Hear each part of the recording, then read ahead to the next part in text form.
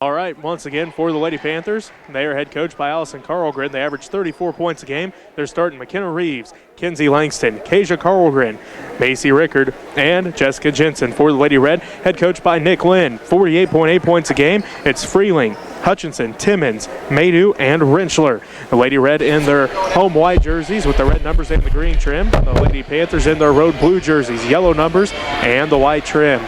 As we're getting the final words here from the referees, looks like we are ready to go. There's the whistle. The ball is up, and Freeling wins the tip. The Lady Red go right to left on your radio dial to start this ball game. Timmons has it. She's in the center circle, now dribbles up between the circles. Left corner to Maydew, back to Timmons' left wing. They swing around to Freeling, right side. Freeling looks inside. Now down to Maydew in the corner. That's the right corner, out front to Timmons. Timmons top of the key with it on the dribble over to the left wing, down to the left corner to Maydew. Maydew looks inside. They find Hutchinson. Hutchinson pump fakes, kicks out. Timmons right corner, long two's on its way. Good. Good job there by the Lady Red, moving the ball around very quickly, able to find Timmons in the low corner to get that shot off. As Reeves gets a quadruple team there, it gets tipped out and stolen away by Hutchinson. Timmons brings it up the court now for the Lady Red, down to the right wing, steps in, now out to Freeling, right corner, inside for Hutchinson on the right baseline. They look in for Rentschler, it goes past her, now to Maydew, left wing three for Timmons is good. Harley Timmons off to a quick start, and she's got all 5 points for the Lady Red, and they lead 5-0 with 7 minutes left to go in this first quarter. As Hutchinson steals the ball away again, Grayson on the fast break ahead to Freeling. Freeling left block off the glass and good. Quick baskets here for the Lady Red. Good ball movement to get those shots up. As the Lady Red start this ball game out on a 7-0 run. Now we have the first foul of the ball game. This is going to be on Bree Freeling, her first Lady Red team foul. 6:46 left to go in the first quarter. 7-0 is our score. The Smith Center Lady Red lead the Pike Valley Lady Panthers. Lady Panthers basketball as Reeves brings it left to right on your radio dial. Working against this full court pressure of the Lady Red. Ball gets tipped and stolen away by Hutchinson again. That's her third already. Freeling crosses the paint, pass to Maydew, left block up and good. Great look by Freeling to catch Maydew on the backside. Maydew on the backside, wide open for a quick pass and quick shot. Reeves looks ahead, tipped by Rentschler into the hands of Jensen. Ahead now to Rickard. Rickard drives all the way down the right block, partially blocked by Hutchinson. No good, rebounded by the Lady Panthers. Rentschler comes up with it, jump ball called. It will be Lady Panther basketball as Carlgren, the one that got that rebound and then missed the shot and then tied up Rentschler. Great help defense there by Grace Hutchinson on that one, as Rentschler almost had the steal, but she's the last person that pressed defense. Hutchinson got back to create a tough shot, but allowed that tie-up to get everybody reset there. Reeves between the circles, picked up by Maydew. 6:05 left to go in the first quarter. 9-0 is our score. The Smith Center Lady Red lead the Pike Valley Lady Panthers. As Reeves has it around now to Langston. Langston left wing with it. Looking to pass off, and she's guarded tightly by Freeling. Now they give it back to Reeves' right side. Working against Maydew. Reeves on the dribble, down to the right corner, now to Carlgren. Carlgren gets it stolen away by Rentschler. Rentschler on the fast break. Left-handed layup is up and good. Nice shot by Rentschler, coming out quickly, getting that steal and just getting out in front of the pack, getting a nice layup in front. We saw that on Saturday down at Russell. She had a few steals in that ball game. Here's the first foul on the Lady Panthers. As I believe that's going to be a moving screen, as Maydew was trying to slip in front of it, got her leg tangled up and went down. Ref called this moving screen. And we have a timeout called here. With 5:26 left to go in this first quarter, the Smith Center Lady Red lead the Pike Valley Lady Panthers 11-0. Timeout on the court. We'll take one with them as you're listening to Lady Red basketball, KQMA on the World Wide Web. Yep, you're watching Lady Red.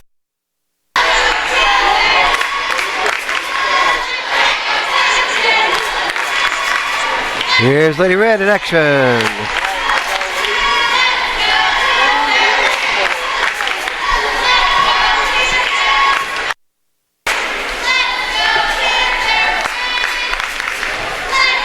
Check.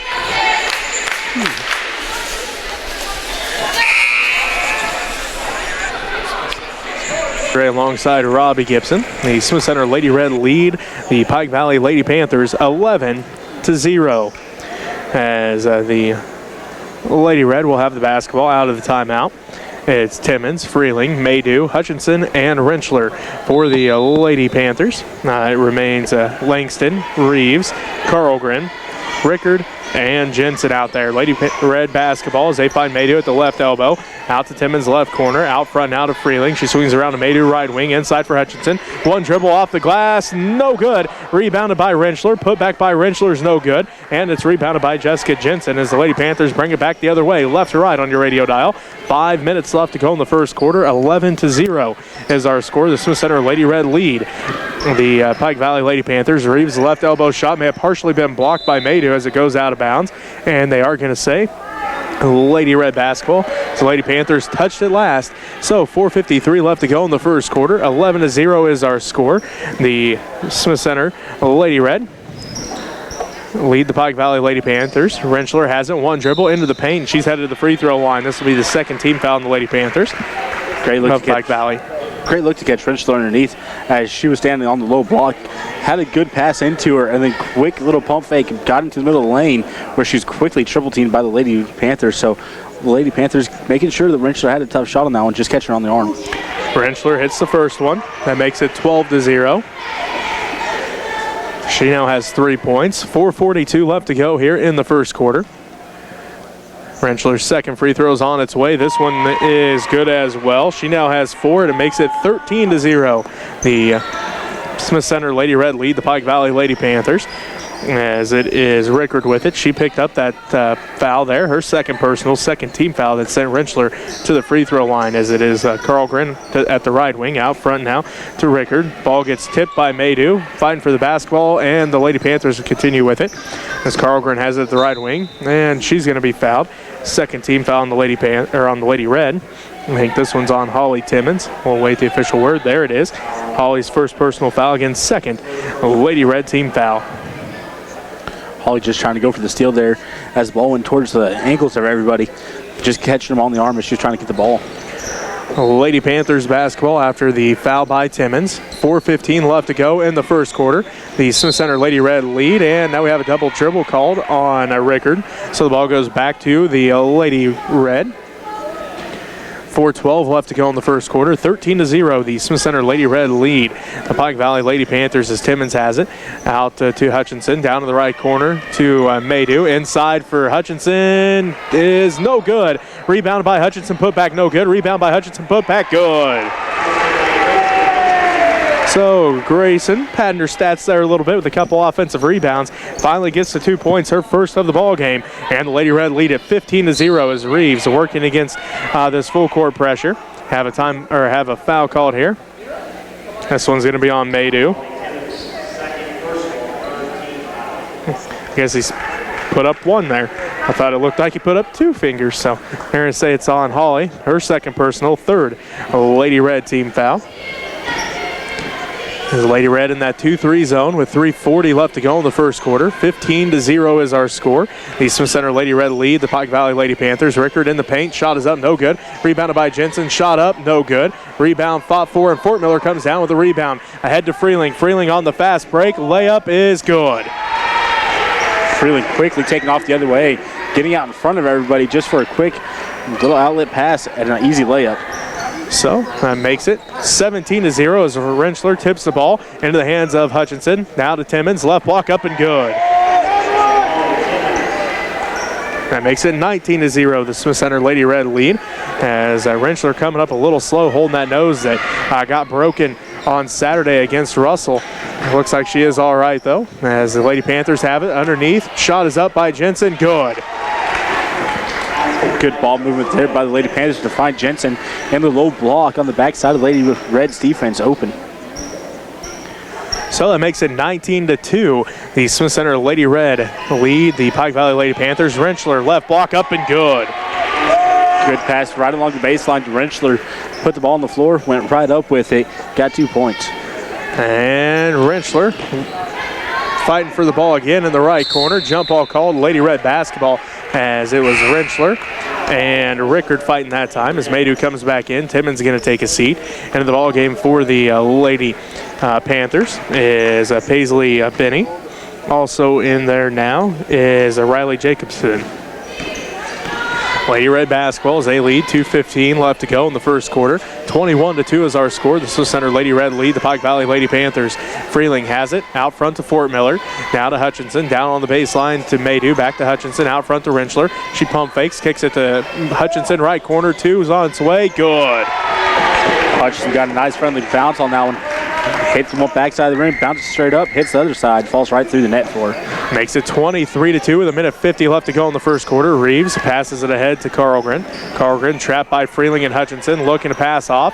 Still looking, finally gets it, and it's tipped out of bounds by Maydew as Benny was the intended recipient of that pass. Tipped out by Maydew, so it will remain Pike Valley basketball with 1:38 left to go in the first quarter. 23-2 is our score. The Smith Center Lady Red lead the Pike Valley Lady Panthers. As it is Jacobson with it. They look inside for Jensen. Tipped by Rentschler into the hands of Hutchinson. Now to Freeling. Freeling leads the break for the Lady Red all the way down to the right block. And going to have a foul on the Lady Panthers, their third. And it's going to be on McKenna Reeves, her first.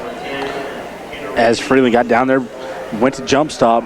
Reeves got her hands on the ball, but also evidently got a little bit of arm. Ref right there in front of it. So ref had a plain view of it.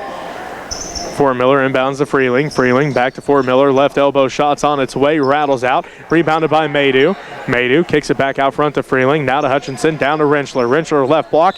Working down there against Benny. And Benny's going to get called for the foul. Her first personal foul. Fourth Lady Panther team foul. And it's going to send Talon Rentschler back to the free throw line. As Rentschler definitely has a height advantage right now down there in the low block. As she's standing at 6 foot. And Benny's at 5'5" that was on those guarding her, so definitely height advantage went to Rentschler. She hits the first free throw. That makes it 24-2 with 1:10 left to go in the first quarter. As Rentschler hits them both that time. So it makes it 25-2. As the Lady Panthers of Pike Valley have the basketball. And the Lady Red lead it 25-2 as Rentschler comes away with the steal. Rentschler leads the break all the way down to the right block to Freeling. Back inside for Rentschler. Up, no good. Gets her on rebound, put back, and she's headed back to the free throw line. 15 foul on the Lady Panthers. And Rentschler heads back to the free throw line. Nice little pass there from Rentschler to Freeling. It allowed her to get into the lane, and the defender that was on her turned around. As soon as she turned around, Freeling dumped right back over top of her to give Rentschler a little bit open the shot. Just another Lady Panther there to catch her on the arm. Rentschler now has 9, and the Smith Center Lady Red now lead it 26-2. As Rentschler looking for the second free throw here. It's on its way, rattles out, no good.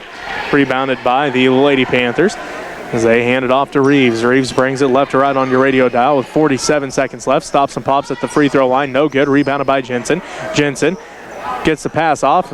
Shot by Benny, no good. Rebounded by Rentschler. Rentschler leads the break yet again down to Maydew. Maydew back inside for Rentschler. Right block off the glass, too hard, no good. Rebound fought for, and going to have a foul called here on the Lady Red. 4th team foul.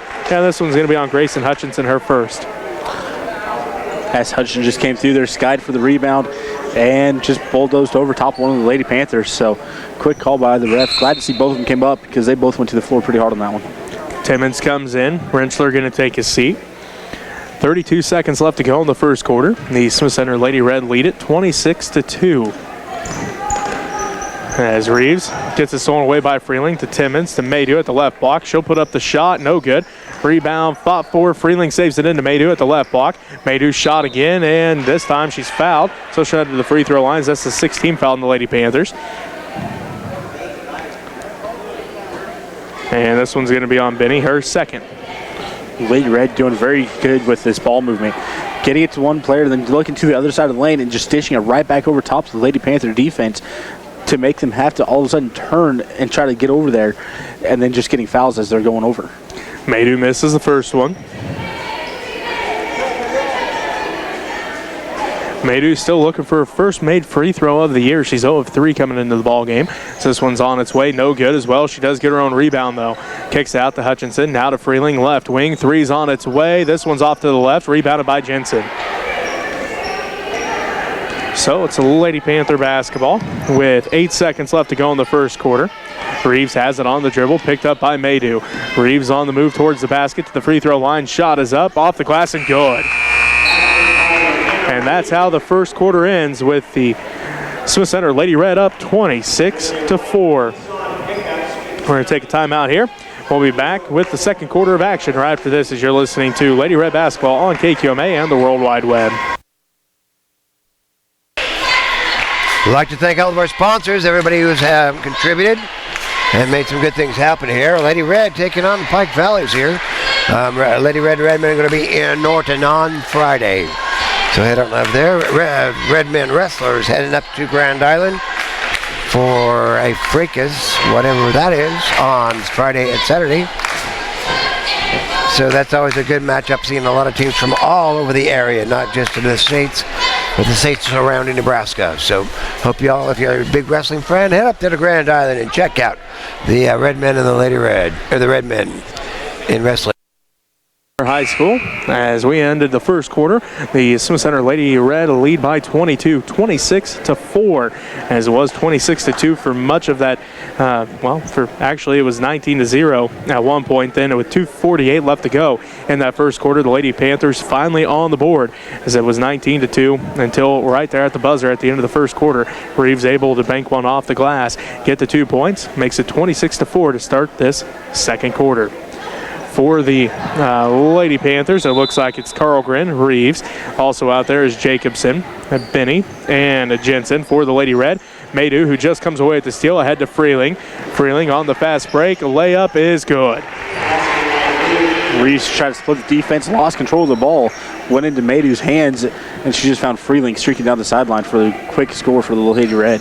So makes it 28-4. The Smith Center Lady Red lead the Pike Valley Lady Panthers with 7:35 left to go in the first half. And going to be out of bounds, Lady Panthers basketball. Again, out there on the court for the Lady Red is Fort Miller, Hutchinson, Timmons, Freeling, and Maydew. Lady Panthers basketball as Pike Valley has it ahead to Jacobson. She can hold on to it. Out of bounds it goes. The Lady Red basketball as Maydew will inbound. Maydew inbounds to Timmons. Timmons brings it right to left on your radio dial. Ahead to Maydew, left wing. Maydew looks, finds Freeling out front to Timmons in the right corner. Out front to Maydew, top of the key. Inside for Fort Miller, back out to Freeling. 18-footers on its way, no good. Rebound fought for, jump ball called as Hutchinson and Reeves fighting for that basketball. And it's going to be a jump ball called. Lady Red basketball with 7:13 left to go in the first half. And the Smith Center Lady Red lead the Pike Valley Lady Panthers 28-4. As Grayson Hutchinson will inbound for the Lady Red. Does so to Maydew, to the right wing to Timmons, back inside for Hutchinson, back out Maydew, right corner, two's on its way, no good. Rebound tracked down by the Lady Panthers, that was Carlgren. She hands it off to McKenna Reeves, as Reeves walks it left to right on your radio dial across the timeline with just under 7 minutes left to play in the first half. 28-4 is our score. The Smith Center Lady Red lead the Pike Valley Lady Panthers. As Reeves passes it over to Carlgren. Carlgren guarded tightly by Freeling, takes one dribble out front to Benny. Benny guarded by Fort Miller, inside for Jensen. Now to Reeves, long two, no good. That one misses everything. Fighting for the rebound, Jensen comes up with it. Her shot off the back of the iron, good. That makes it 28-6 with 6.5 to go in this first half. The Smith Center Lady Red again lead it 28-6 as they get into Hutchinson. Free throw line, a jumper by Fort Miller is good. Nothing but the bottom of the net as Lizzie gets her first points of the ball game. Good look to get that into Hutchinson. Great look by Hutchinson to get that up to Fort Miller. As once Hutchinson got it, everybody turned and started crashing in, leaving Fort Miller wide open at the free throw line. 30-6 is the score. The Smith Center Lady Red lead the Pike Valley Lady Panthers. 6 minutes left to go as Timmons tips that one right into the hands of Carlgren. She loses the handle on it. Fighting for the basketball. Carlgren has it, and she's going to get called for the travel as she laid back with it. And it will be Lady Red basketball as Talon Rentschler comes back into the game, and Kendra Maydew going to take a seat. and it's going to be Freeling, Timmons, along with Hutchinson, Fort Miller, and Rentschler out there on the court for the Lady Red. 5:45 left to go in the first half. The Smith Center Lady Red lead the Pike Valley Lady Panthers 30-6. Timmons has it at the right wing, swings around Hutchinson left wing, skip pass from Freeling down to the right corner. They look inside. Now Freeling drives the baseline, kicks it across the paint to Timmons. Left elbow shot by Hutchinson's good. Lady Red doing a good job taking that extra pass. It is paying off big time for him as that extra pass is leading to wide open shots. 32-6, the Smith Center Lady Red lead the Pike Valley Lady Panthers. 5:15 left to go as Fort Miller tips that one out, and it will remain Lady Panther basketball. And again, the Smith Center Lady Red lead the Pike Valley Lady Panthers 32-6 here in Smith Center. Lady Panther basketball as Reeves has it for Pike Valley. She's on the dribble ahead to Jensen. Jensen drives in, puts a shot off the glass, and good. Quick shot by Jensen. Got the entry pass into the lane there. Put it on the floor real quick with one bounce and right up before Rentschler could get in front of her. So Jensen has 6 of the 8, and the Smith Center Lady Red lead is 32-8 with 4:55 left to go in the first half. It's Timmons down to Freeling. Freeling to Rentschler. Rentschler back to Hutchinson. Now to Timmons. Timmons. As Rentschler may have took that one right off the face, but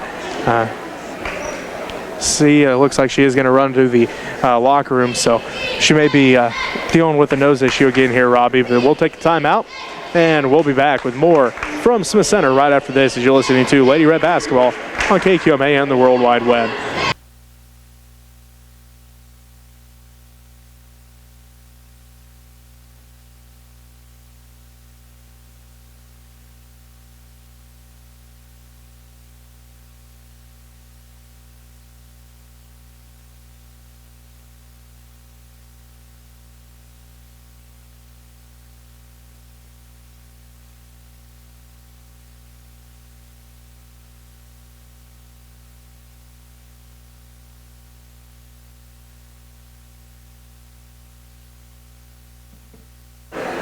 And welcome back to Smith Center. Jesse Ray alongside Robbie Gibson as the Smith Center Lady Red lead the Pike Valley Lady Panthers 32-8 as Talon Rentschler run into the locker room as that pass from Freeling may have caught her face again. That's a couple times now we've seen her come up holding her nose.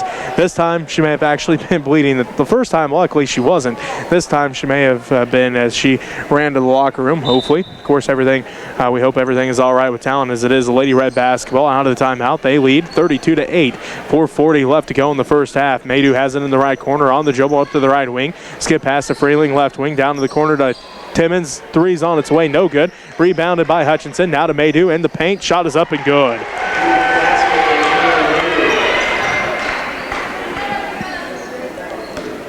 That makes it 34-8. The Smith Center Lady Red lead the Pike Valley Lady Panthers. 4:15 left to go as Reeves drives all the way in. Shots off the glass and good. As Reeves cut through the lane there, lost control over it, came back up with it, and when she looked back up, she was wide open for a shot at the basket, able to drop that one in. Makes it 34-10 with 4:02 left to go in the first half. The Smith Center Lady Red lead the Pike Valley Lady Panthers. Maydew catches the pass, now to Timmons. Timmons, skip pass to Freeling in the left corner to Maydew left wing. Maydew looks in, finds Hutchinson. Touch pass to Freeling off the glass and good. As that pass, wasn't sure who that was going to, as Freeling was cutting from behind, right behind Fort Miller. That pass heading right towards Fort Miller, but Freeling grabbed a hold of it and had a wide open shot. 36-10 as Reeves high off the glass, no good this time, gets her own rebound, and now she's going to be fouled. 15 foul by the Lady Red. As Reeves' first shot went high on the backboard, might have partially been hit by one of the Lady Red as she jumped into him trying to create a foul. Just that ball went high, came right back at her. She's able to come up with the rebound. Third personal on Holly Timmons. 5th Lady Red team foul. As triple teamed in the corner as Freeling comes away with the steal ahead to Timmons. Holly on the fast break, left-handed layup, no good. Rebound fought for, still fighting for it. Jump ball called Lady Panther basketball as Reeves able to get back and cause Timmons to miss that layup. As Carlgren comes back into the game for the Lady Panthers of Pike Valley, and Reeves going to take a seat. So Pike Valley basketball, 3:14 left to go in this first half. The Smith Center Lady Red lead the Pike Valley Lady Panthers 36-10. as it's going to be Rickard with it. Out front now to Jacobson. Jacobson dribbles over to the left wing. Cut off there by Timmons. Now dribbles back out front, hands it off to Rickard. Rickard drives in, tipped by Maydew, and now we're going to say there's a foul on the court. 16 foul by the Lady Red.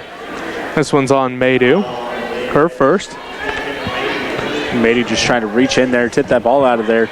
Just catch a little bit of arm as that ball kind of lost control over where it was at and took an awkward bounce. Maydew just reached in where it was at and just got arm set. And Jesselyn Kirchhoff comes in the ball game for the Lady Red as Timmons takes a seat. Also, Jessica Jensen back in for Pike Valley as Carlgren has it underneath, loses it off of a foot, and they're going to say it's off of a Lady Red foot, so it'll remain a Pike Valley basketball. 2:49 left to go in this first half. The Smith Center Lady Red lead the Pike Valley Lady Panthers 36-10. Rickard inbounds to Carlgren, right corner, long two, no good. Rebound, fought for, out of bounds it goes. The last touch by Jensen, Lady Red basketball. Carlgren had a good-looking shot at the basket, just put a little too much on it, hit the back of that rim, and just rolled off. No one able to track down before it went out of bounds. Otherwise, a good-looking shot for him. 2:42 left to go in this first half. The Smith Center Lady Red lead it 36-10. As Maydew has it at the left wing. Underneath for Freeling. Right block up. Counted. She's going wide for an and one. Great look to catch Freeling as Freeling was cutting along the baseline on the backside. Pretty much a backdoor cut. Quick pass over top. Right into the lane to Freeling. Freeling quickly up with it for 2 points. As Rentschler comes back into the ball game, Grayson Hutchinson going to take a seat. The foul was on Jessica Jensen, her first personal, again 7th Lady Panther team foul. It's Freeling at the free throw line. Her and one attempt is good.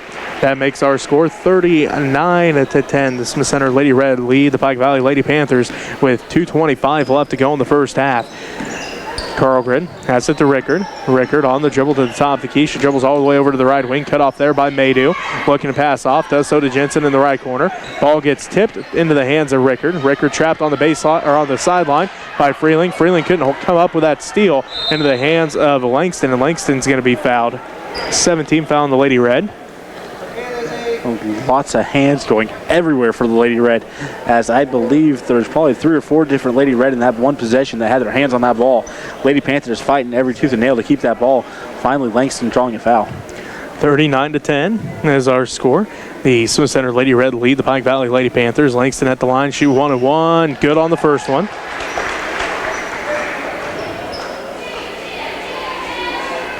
Makes it 39-11. The Smith Center Lady Red lead the Pike Valley Lady Panthers. First point of the ball game for Langston, the senior. Langston getting set for her second one. It's on its way. Good as well. So Langston makes it 39-12. The Smith Center Lady Red lead the Pike Valley Lady Panthers. 2 minutes left to go in the first half. Rentschler has it on the left baseline. Back out to Freeling. Out front to Kirchhoff. Back to Freeling. Tipped out by Rickard. It will remain Lady Red basketball. With 1:55 left to go in the first half. The Smith Center Lady Red lead the Pike Valley Lady Panthers 39-12. As Maydew has it right wing. Out front to Kirchhoff. She'll spot up for 3. Buries it. First points of the season for Jesselyn Kirchhoff. And it's a three-pointer from the top of the key with 1:45 left to go in the first half. Kirchhoff quickly on that three-point shot, getting to drop in. And I believe Kirchhoff and Fort Miller, not sure who the Lady Panther was, trapped over there on the sideline. Fort Miller able to get her hands on that and knock it right out of bounds. So with 1:35 left to go in the first half, the Smith Center Lady Red lead it 42-12 over the Pike Valley Lady Panthers as Carlgren has it out front, picked up by Freeling. Carlgren on the dribble all the way down to the right corner, looks inside, stolen away by Fort Miller. She gives it off to Maydew. Maydew ahead to Freeling. Freeling on the fast break again. Bounce pass to Rentschler, layup, good. Rentschler looked like she was just trying to point Freeling on, as Rentschler had a defender behind her, but Freeling ignored it, gave her a bounce pass. Rentschler went right up with it, nice and easy. That's 11 points for Talon Rentschler. She is tied with Freeling for the most points here in the ballgame so far. And the Smith Center Lady Red lead at 44-12 as Fort Miller steals it away again. Freeling on the fast break all by herself this time. Left-handed layup is good. That makes it 46-12. The Smith Center Lady Red lead the Pike Valley Lady Panthers. 48 seconds left to play in this first half, as it's going to be Carlgren stolen away by Kirchhoff. Kirchhoff, layup, good. Lady Red in the first quarter had a lot of pressure. All of a sudden, coming out in this trap defense here in the last couple minutes of the second quarter and getting a lot of steals again. 48-12 with 27 seconds left to go. The Smith Center Lady Red lead the Pike Valley Lady Panthers. Jensen across the paint pass to Jacobson. She gets the 2 points with 20 seconds left to go in this first half. As Lady Red have it. Probably going to look for the final shot here as Fort Miller has it underneath. Wraparound pass is stolen away by Rickard. Rickard cut off by Medu. Picks up her dribble, looking to pass off. Gets it to Langston. Langston back to Rickard. Rickard with 1 second left, and that's how the first half ends with the Smith Center Lady Red up 48-14. We'll take a timeout here. We'll be back to wrap up the first half for you right after this as you're listening to Lady Red Basketball on KQMA. And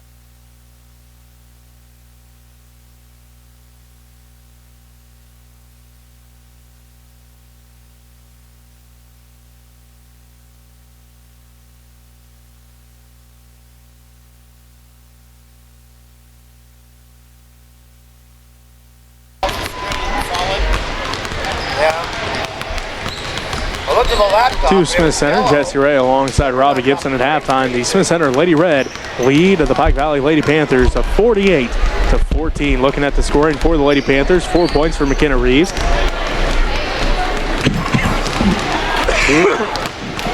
2 for Kinsey Langston, 2 for Riley Jacobson, and 6 for Jessica Jensen.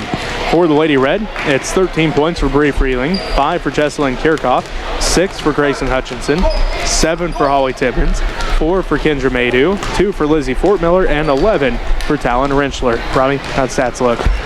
Well, for the Lady Panthers, they didn't shoot a single three-pointer there in that first half. They're 6 of 15 from the field, 2 for 2 from the free throw line, 5 offensive rebounds, 4 defensive rebounds, and 14 turnovers. For the Lady Red, they're 2 of 4 from the three-point line, 20 for 33 from the field, 6 of 9 from the free throw line, 7 offensive rebounds, 2 defensive rebounds, and 1 turnover in that first half. And that came right there at the end. It did come right there at the end. So a clean first half for the Lady Red. Defense has just been outstanding so far. How many turnovers? 14 for the Lady Panthers. 14 for the Lady. Just outstanding defense. It's making easy layups on the other end for the Lady Red.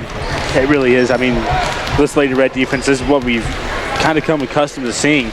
Lots of pressure defense, a good press defense, and then when the ball gets past half court, it's a trap defense on the guards. And the guards are having trouble finding anybody to try to pass to over top of the outstretched arms of the Lady Red. They're just so much taller than the Lady Panthers. They're having trouble seeing. All right, we're going to take a timeout. We'll be back in 2 minutes with more of our halftime show right after this as you're listening to Lady Red Basketball on KQMA and the World Wide Web.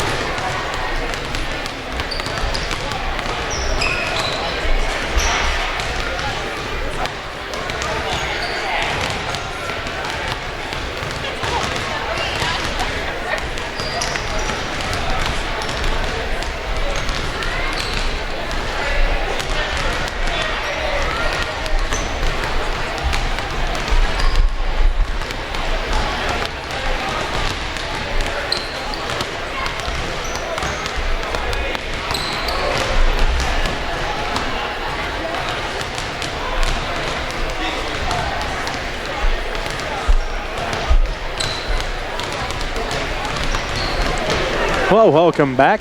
At halftime, the Smith Center Lady Red lead the Pike Valley Lady Panthers 48-14. Right now, we're going to take a look at the all-tournament teams for the 2018 Amos Morris Classic from Russell, as those were released yesterday. Yesterday. The girls, they had to have 11 players due to a tie in the voting process. So here are the girls that made the Amos Morris Classic all-tournament team in alphabetical order. Alexi Beach from Phillipsburg, Aubrey Dewey from Plainville, Tiffany Dortland of Russell, Bree Freeling of Smith Center, Avery Hurley of Central Plains, Grayson Hutchinson of Smith Center, Megan Peeler of Russell, Talon Rentschler of Smith Center, Delaney Rugen of Central Plains, Emily Ryan of Central Plains, and Lakin Tinbrink of Ellsworth. So congratulations to those ladies that made the all-tournament team. And while I got it out, we'll just go ahead and read the boys as well. The boys' side of things, Jared Casey of Plainville, Avery Haxton of Ellsworth, Alex Hickle of Central Plains, Brett Liebel of Central Plains, Miles Minchus of Central Plains, Austin Price of Russell, Devin Ryan of Central Plains, Trey Sides of Phillipsburg, Ty Sides of Phillipsburg, and Tyler Whipple of Russell. As man, Whipple, he was lighting it up all tournament long. From beyond the arc, what I have him for, like 26 points or something in that first round against Phillipsburg. He hit like 8 3-pointers against him. So yeah, Whipple, he definitely earned his way on there. He was hot all week long. He was. It was ridiculous. Someone put him in a frying pan because there's no other way to explain that. I don't think I've seen a player stay hot all week long like that. He did. He cooled down a little bit compared to what he was Tuesday night, but it wasn't much. And so congratulations to all those players, well-deserved on the all-tournament teams, both boys and girls. It was a great tournament down there, lots of good action. You know, we've seen Central Plains, one of the best teams arguably in the state. All classes. All classifications. On probably I bet they give Derby a run for their money. I'd say probably on both boys and girls side. And Derby's got a girl that's going to Oregon State, so... And another one that's going D1 somewhere, smaller school, I think. But I bet they give Derby a run for their money. I would, yeah. I'm going to say they will. I mean, but other than Central Plains, that tournament was what you wanted out of a tournament. Everybody came. They competed extremely well against each other. And the games, they're close. They're well-fought games. All right, well, we got a minute until the second half starts. Robbie, let's get your keys to victory. Well, for the Lady Red, they can't back off any. They got to play fast. That up-tempo style of defense is what got them to this lead. They got to continue with it. Got to go fast with that defensive stance. And then a big one here. They got to block out on the defensive side of things to get those rebounds. They only have 2 defensive rebounds here in this game, and that came back in the first quarter. So they got to make sure they're getting the Lady Panthers blocked out to get those rebounds. They have the height advantage underneath. They just got to make sure that they're using their blockouts like they're supposed to. For the Lady Panthers, when the Lady Red are in that defensive press, they got to stay in the middle of the court. They can't go to the sideline and let the Lady Red use that sideline as a third defender on them. They got to keep that ball in the middle of the court to break that press and watch out for that trap on that one. And then speaking of the trap, help out. The Lady Panthers, when one of their teammates gets trapped, they got to start all 4 of them come flying back at that ball. Try to get open where they can get a good pass out of that trap to get things going, keep the ball in their hands and get things going, and that's what I have for both teams. Lady Red basketball start the third quarter as they look inside for Rentschler, just out of her reach, stolen away by Rickard. Rickard hands it to Reeves, now to Carlgren. Carlgren brings it right to left on your radio dial for the Lady Panthers. 7:43 left to go in the third quarter, and Carlgren looks ahead, stolen away by Rentschler. Talons on the fast break. Layup, good. Nice job there by Rentschler. Got a quick steal about her ankle height, able to come up with it, take off down court, and lead everybody down the court for a quick layup. 7:23 left to go in the third quarter. The Smith Center Lady Red lead at 50-14 over the Pike Valley Lady Panthers. Lady Panther basketball, as Allen was, at least interfered with by Holly Timmons. Not sure if she tipped it, but she at least made an effort, and it's going to be out of bounds off of the Lady Panthers. I'm not sure if she touched either. The ref was standing right there, so had probably the best view of everyone. But it was a good play there by Holly Timmons, quickly coming through. Freeling into Hutchinson, off the glass and good. Freely catching Hutchinson as she was cutting down the lane. Freely got the pass turned and seen Hutchinson just coming right down the lane, right at her. Quick pass right back to her. 52-14 the score. The Smith Center Lady Red lead the Pike Valley Lady Panthers. 6:50 left to go in the third quarter. Stolen away by Freeling again, ahead to Maydew. Maydew on the fast break, picks up her dribble, top of the key inside for Freeling. Layup, good. as I was sure Freeling was about to catch a travel on that one, but ref said it was a good layup. He must have had just the right amount of steps in. 54-14, the Smith Center Lady Red lead it. Jensen gets the pass inside and good. She's now got 8.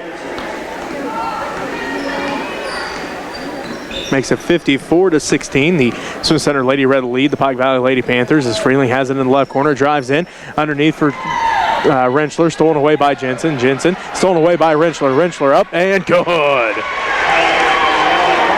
Rentschler staying on defense by herself, able to tip the pass, come up with it. And then as she just went over top of the Lady Panthers to get that points knocked in. 56-16, and Carlgren gets called for the travel. Carlgren went to try to pass one way.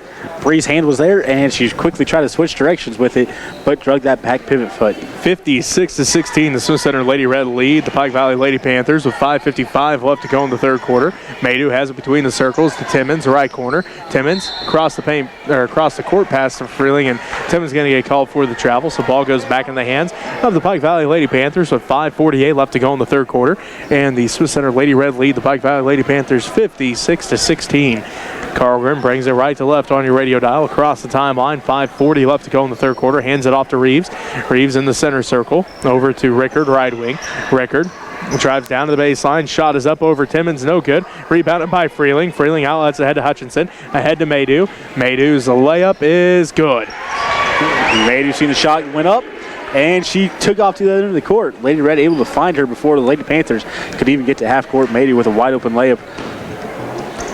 Reeves has it left wing as that layup by Maydew made it score 58-16 with 5:10 left to go in the third quarter. Rickard tracks down the loose ball in the center circle, passes it off to Reeves. Reeves on the dribble between the circles. Down to Jensen in the right corner. She drives the baseline and gonna have a foul called here, 8th team foul, and the 4th on Holly Timmons. Fort Miller comes into the ball game. Timmons going to take a seat with those 4 fouls. With that last layup for Maydew, she ties her season high of 6 points on the year. She had those 6 points against Plainville in the first game of the season. All the way back on the 30th, Freeling comes away with another steal. Right-handed layup, and she's going to be fouled. As this will be the first team foul on the Lady Panthers. And it's going to be on Carlgren, her first. A good hustle foul on that by Carlgren as Freeling came through to tip that pass, took off down court. Carlgren staying hot on her heels, able to rip the ball out of there and catch her arm just as she was going up for the layup. So it was a good one as Freeling missed that first one. So Freeling misses the first free throw. Getting set for a second free throw here with 4:51 left to go in the third quarter. Hits it. She's now has 16 and it makes it 59-16. The Smith Center Lady Red lead the Pike Valley Lady Panthers. 4:51 left to go in this third quarter. As Reeves brings it up the court, right to left on your radio dial for the Lady Panthers. Ahead to Jacobson, inside for Langston. Langston back out to Jacobson, underneath for Jensen, and Rentschler going to get called for a foul. This will be Talon's first personal, second Lady Red team foul. That was a great pass going into the bottom of the key there. Put that ball right towards the sideline where only the Lady Panthers can make a play on that one, making Rentschler have to go through the body to get the ball and instead getting that foul. So Rickard will inbound the basketball. She's looking, still looking, gets it into Reeves in the right corner. Stops and pops off the glass, no good. Rebounded by Jacobson, and she's going to get called for the travel. So the ball goes back to the Lady Red with 4:32 left to go in the third quarter. The Smith Center Lady Red lead at 59-16 as Freeling, with Timmons on the bench, brings the ball up the court, running the point for the Lady Red, ahead to Rentschler between the circles. Rentschler to Hutchinson, down to the left baseline to Maydew. Maydew out front to Fort Miller. Fort Miller looks inside, now to Freeling right wing. Freeling out front to Rentschler. Rentschler swings it around to Hutchinson, down to Maydew, left corner, long two's on its way, rattles out, put back by Freeling as she's headed back to the free throw line again. Second team foul here on the Lady Panthers. And the third on Macy Rickard. Lady Red doing a great job here getting to that offensive side of things, getting those rebounds, getting the ball put right back up. That's where a lot of these foul shots are coming, as they're getting the rebound and going right back up with it, and the Lady Panthers just fouling as they go back up. And Rickard takes a seat. Paisley Benny comes into the ball game as Freeling hit that first one, makes it 60-16. Now 61-16 as Freeling, for the third time this year, scores 18 points in a ball game. So that's her season high so far is 18, and this will be the third time she's hit that. We'll see if she can get another basket and get past that 18 points this season. As Freeling tips it in the hands of Maydew. Back ahead to Freeling. Freeling on the fast break. Layup is no good. Rebound put back by Maydew is. As Freeling kind of had a bad angle on that one, as it was a loose ball up until she got right by the basket, came up right underneath the basket with, and the ball hit the bottom part of that goal. And the ball goes out of bounds as Jacobson was the intended recipient of that pass. Goes out of bounds, and it will be Lady Red basketball. As the Smith Center Lady Red lead to the Pike Valley Lady Panthers 63-16. 3.5 minutes left to go in the third quarter. Freeling gets the ball tipped by Reeves, and now Reeves going to get called for the foul. Third team foul, third on McKenna Reeves, and it will be Lady Red basketball. 6:23 left to go in the third quarter, and the Smith Center Lady Red lead at 63-16 over the Pike Valley Lady Panthers. Reeves just went for the steal, missed the ball, and got a hold of Freeling's arm and pulled her down with her. Ball gets tipped out by Langston, so it will remain Lady Red basketball as Fort Miller was looking for a cutting Rentschler. As Fort Miller going to inbound the basketball. 3:19 left to go in the third quarter. Fort Miller to Freeling. Free throw line jumper. Good. That makes it 65-16. And with that, Robbie Bree Freeling, a new career high and her first 20-point game coming here tonight against the Pike Valley Lady Panthers as she tips that one in the hands of Jacobson. Now to Langston, tipped out by Rentschler. Freeling fighting for it again, and jump ball called. It will be Lady Panther basketball. Good hustler by Bree Freeling. Tipped the ball, turned around, seen where it was going. Got her hands on it, tied up as both players went to the ground with it. Good quick call by the ref to get a jump ball before anything could happen. 3 minutes left to go in this third quarter. The Smith Center Lady Red lead at 65-16. They get it to Jacobson, blocked by Rentschler. And if I'm correct, I do believe that is Rentschler's first block of the season, unless she had one on Saturday that I'm not remembering. Do you remember? I don't think she had one on Saturday either. So that may just be Talon's first block, which is kind of surprising when, she's 6 foot underneath there, but most of the time people aren't trying to bring it down against her anyway. So it is a block by Rentschler. Lady Red basketball, 2:40 left to go in the third quarter, 65-16. Is the score. Smith Center leads. Freeling. Ball gets tipped. Rentschler comes away with the loose ball to Hutchinson. Now to Fort Miller. 65-16. The Smith Center Lady Red lead. Pike Valley Lady Panthers as Maydew's pass for Freeling goes right between Bree's legs and out of bounds it goes. And all Bree could do is stand up and just kind of smile. There's not a lot you could do on that one. The pass was there, just a little low, and Freeling just a little slow to react to it. But good pass by Maydew. Rentschler tips this one in the hands of Freeling. Freeling ahead to Maydew. Maydew back to Freeling. Ball gets tipped, and Reeves and Freeling fighting for it. And they're going to say Reeves touched it last, so Lady Red basketball, 2:09 left to go in the third quarter. And the Smith Center Lady Red lead at 65-16 as Hutchinson will inbound the basketball. Coming in the ball game is Kaylee Larson. She's a 5'8" sophomore. She comes in the ball game, and Langston going to take a seat. Fort Miller will inbound for the Lady Red with 2:09 left to go in the third quarter. The Lady Red lead at 65-16. Reeves steals the inbounds pass, drives all the way down to the right block, off the glass, no good. Rebounded by Jensen. Jensen's putback is good. Reeves had the right shot on that one. Just put a little too much on it as it hit the backboard right where it needed to and just rolled right back over top of the rim. So Jensen right at her season average of 10 points, 65-18. The Smith Center Lady Red lead. Rentschler puts up the three. She buries it, but she's going to get called for the travel. Well, now we know she's got range, too. She made that nothing but net. She must have just shuffled her feet just enough to get that travel call because it didn't look like she moved much to me, but the ref had the right angle right towards her feet, and like I said, must have just shuffled them just enough. So Holly Timmons comes back in, and Fort Miller took a seat as Freeling comes away with the steal. Right block up, no good. Rebounded by Maydew, out of bounds it goes, and they're going to say Kendra touched it last.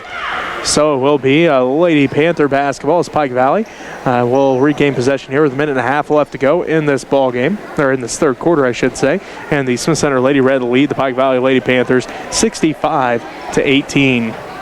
Reeves passes it to Benny. Inside, tipped by Rentschler, but right into the hands of Jensen. Jensen's shot is up, no good. And Reeves picks up her 4th personal foul and the 4th Lady Panthers team foul. And it will be Lady Red basketball. The minute 15 left to go in the 3rd quarter. The Smith Center Lady Red lead the Pike Valley Lady Panthers 65-18 as Timmons brings it left to right on your radio dial. Hands it off to Rentschler between the circles. Rentschler back to Timmons' right wing. Timmons on the dribble. Skip pass to Maydew. Maydew left corner out front to Hutchinson. Back to Timmons' right wing. Timmons drives in. Back out to Hutchinson, top of the key. Just under a minute left to play in the 3rd quarter. The Smith Center Lady Red lead the Pike Valley Lady Panthers 65-18. Timmons, right wing three's on its way. Rattles out, no good. Rebound put back by Rentschler's. Good as it just rolls over the lip. Rentschler coming from the top of the key, got in there at the last second as Timmons' shot hit the rim, came right back down into Rentschler's hand. Quickly back up with it to get the 2 points. That gives Rentschler 17. That ties her season and career high. She comes away with the steal.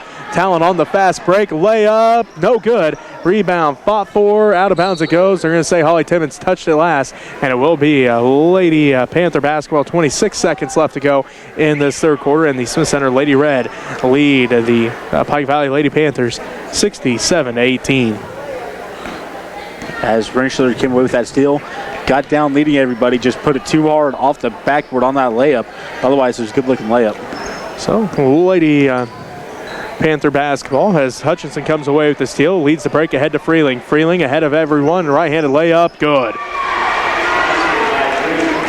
That makes it 69-18, and Bree continues to build on her career high as Reeves at the buzzer, over the backboard, out of bounds. And that's how the 3rd quarter ends with the Smith Center Lady Red up 69-18. We'll take a timeout here. We'll be back to bring you the 4th quarter of action right after this as you're listening to Lady Red basketball on KQMA and the World Wide Web. I'd like to thank everybody who's participated, helped out. Come on out and enjoy a basketball game or a wrestling match. There are going to be 3 wrestling matches in January and February. So come out and enjoy that. Those will be at the elementary school. So come on down and support the Redmen in their wrestling endeavors. As I said before, the Redmen are going to be in Grand Island on Friday and Saturday. See that fracas, and Redmen and Lady Red are going to be in Norton. Next Monday is Smith Center's Junior Senior High School band and vocal concert, and then the following night will be a recognition for the Red Caps recognition for the Redmen football team and Lady Red volleyball. So come on out and enjoy some time with the Lady Red and Redmen. Ashlyn Long along with Sharon Topol. Also out there is Jesselyn Kirchhoff, Maddie Kelch, and also Lizzie Fortmiller for the Lady Red to start this 4th quarter. Again, they lead at 69-18, and we should have a running clock here the entire 4th quarter. As Kelch looks inside for Fortmiller, shot is up and good for Lizzie. Lizzie has 4, and the Smith Center Lady Red now lead at 71-18. As Reeves passes it over to Carlgren, tipped and stolen away by Kirchhoff. Kirchhoff, a layup is no good. Rattles out, rebounded by Reeves. The Lady Panthers get the ball ahead to Langston. Her shot no good. Rebound put back no good, but she is fouled this time. She'll head to the free throw line. Foul's going to be on Fortmiller, Lizzie's 2nd. As Langston at the free throw line here. This last time the Lady Panthers got on the board, looks like that was 2 minutes left to go in the 3rd quarter. So, see if they can get back on the board here. Cannot with the first one. Langston misses that one. Into the ball game is Kaylee Larson. She comes in. Jensen takes a seat. As Langston getting set for her 2nd free throw. As the clock continues to run here. Again, continuous clock as the Lady Red up by more than 30 here in the 4th quarter. Free throw's on its way. No good by Langston. Rebounded by Long. Long down to the right wing. Picks up her dribble to Kirchhoff. Right corner, 2's on its way for Jesselyn. No good. Rebound tracked down by Kelch. Kelch dribbles all the way out to the left wing. Between the circles to Kirchhoff. Back to Kelch, left wing. Thought about the 3, doesn't take it. Back to Kirchhoff. Down to the baseline to Fortmiller. Shot is up, no good. Rebound fought for. Ricker touches it, and it's picked up by Reeves. Reeves bringing it back right to left on your radio dial. drives in, kicks it out to the right corner. Back to Reeves at the right elbow. She dribbles out to the right corner, up to the right wing, and going to have a foul called here. 4th team foul on the Lady Red. And it's going to be on Kelch, her first personal foul. And for the Lady Panthers, it's going to be number 11, Erica Sublette. Also in there is Jacobson. Looks like also into the ball game is Haley Robinson. And number 30, Kaylee Bray for the Lady Red. Into the ball game now is Emma Enox. And the ball goes out of bounds and will be Lady Red basketball at just under 5:15 left to go. Sorry, Rob, I didn't mean to cut you off, but I had to do a whole line change there. That's fine. I looked down just in time to see him as I started saying something. As it is the Lady Red basketball as Kirchhoff has it. Now to Kelch, back to Kirchhoff. Jesselyn puts up the 3. No good this time. Rebound, fought for, and again have a jump ball called as Jacobson, along with Topol and Long, all get their hands on that one. It will be Lady Panther basketball. 4:45 left to go in the ball game. And the Smith Center Lady Red lead at 71-18. Jacobson brings it right to left on your radio dial for the Lady Panthers of Pike Valley. Passes it down and now to Larson. Larson inside for Bray. Shot may have partially been blocked, and they are saying it was blocked. I'm not sure if it was Enox or Topol that got their hands on that, but they were both there with their hands up, so nice defensive effort by Enox and Topol. Got a quarter, flip it to see who gets that block. Is like you said, both their hands were right there. I couldn't even tell who had that one. It's both hands. One that time Topol got the block. As the Lady Panthers miss a couple shots there, rebounded by Jacobson. She's at the left wing, down to the left corner to Larson. Larson loses the handle on it, jump ball called as Enox got her hands on it. And it will be Lady Red basketball, as it looks like in the ball game now is going to be number 31, Leah Benny. And also in is number 34, Paisley Benny. Lady Red basketball. 3:38 left to go in the ball game. The Smith Center Lady Red lead it 71-18. Long has it. She'll put up the jumper. No good off the front of the iron. Rebounded by the Lady Panthers as that is Sublette. And it's going to be a Lady Panther basketball as they inbound to Robinson.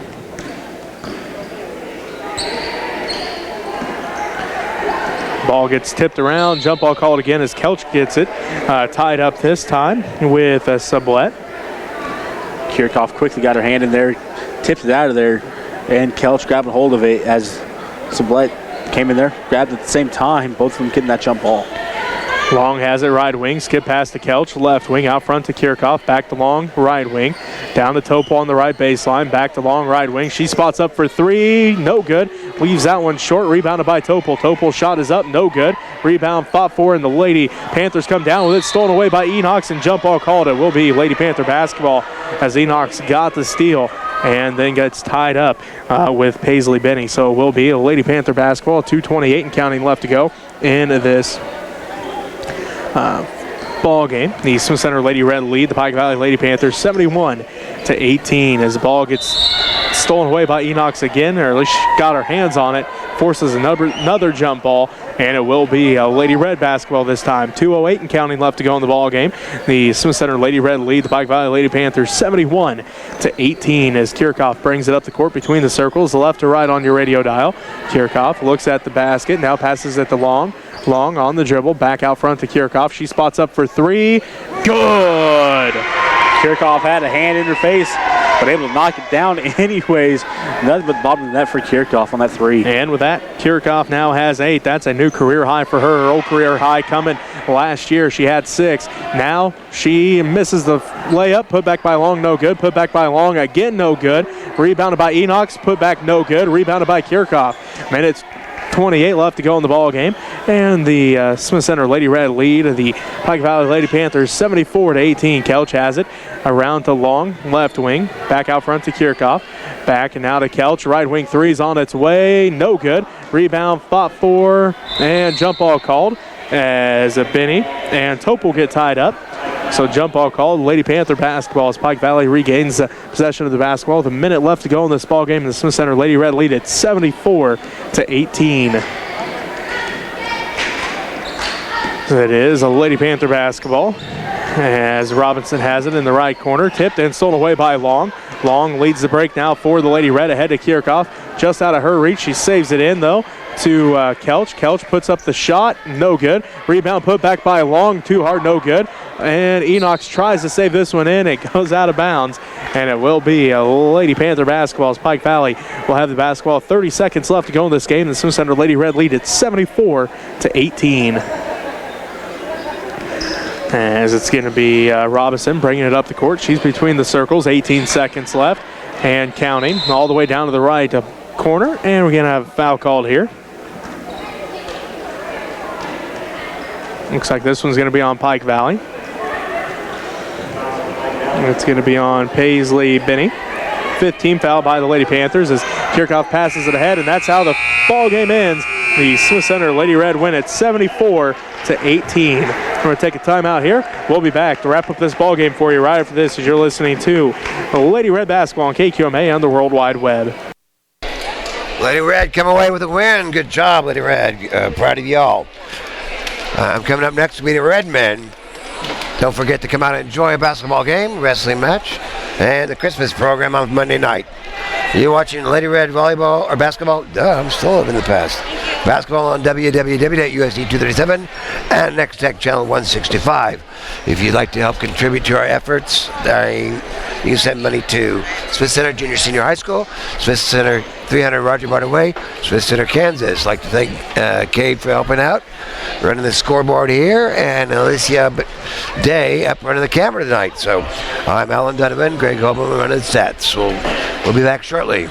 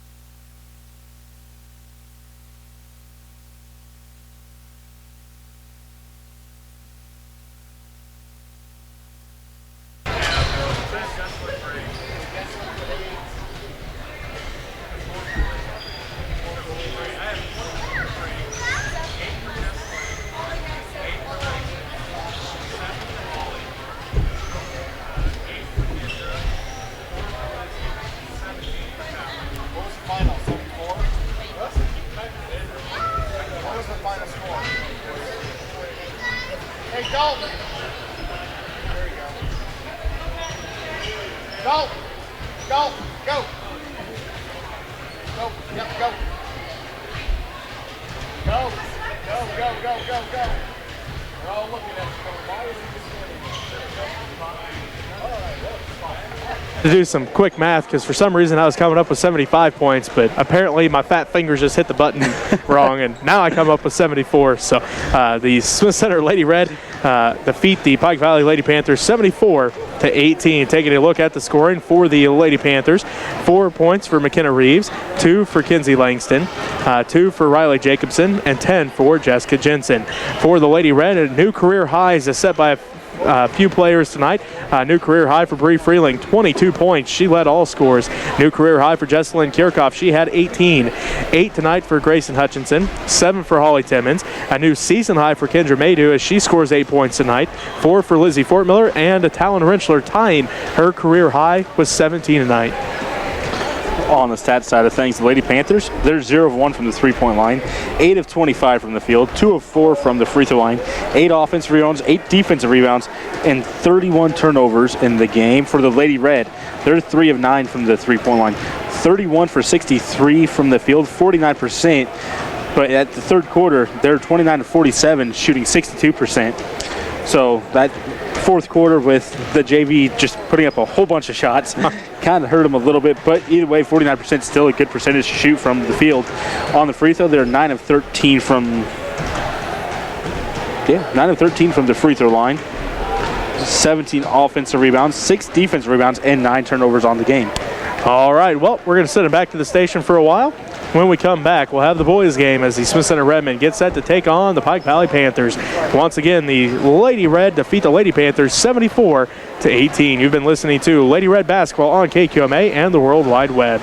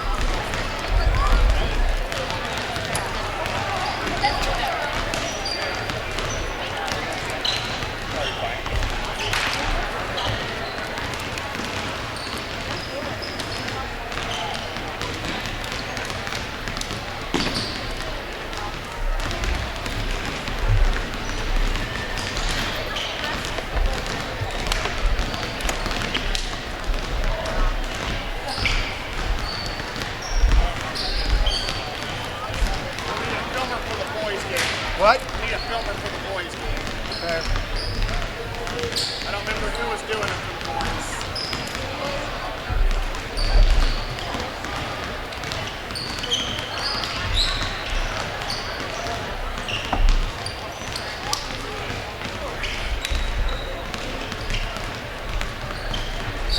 Corey, you and Logan are captain.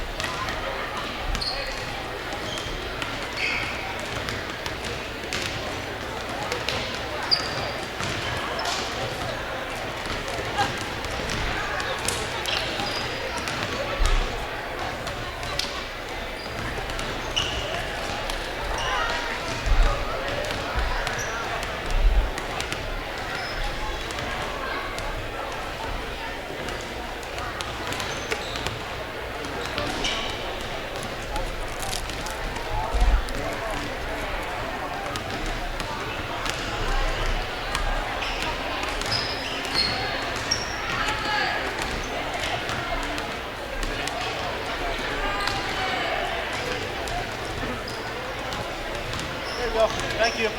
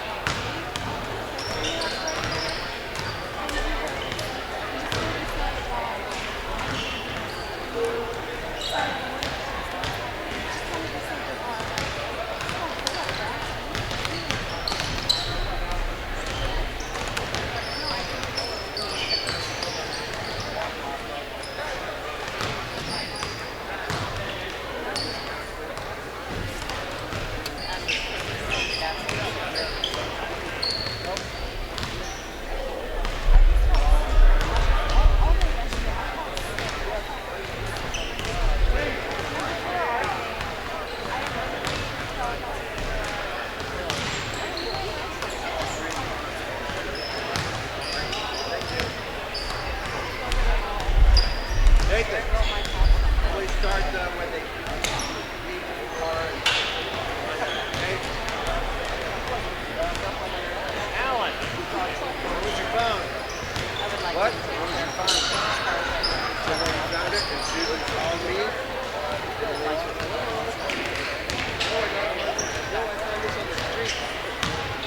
My subway.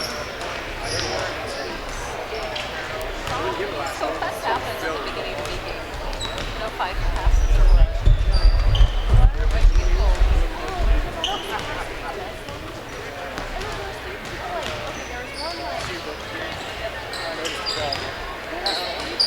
Probably my fault. Nope. Number 2's not in the program.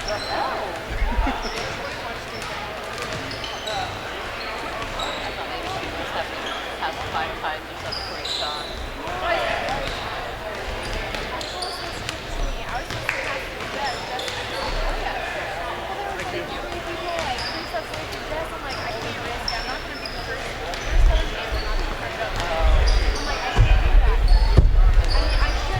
I thought it was going to be shot.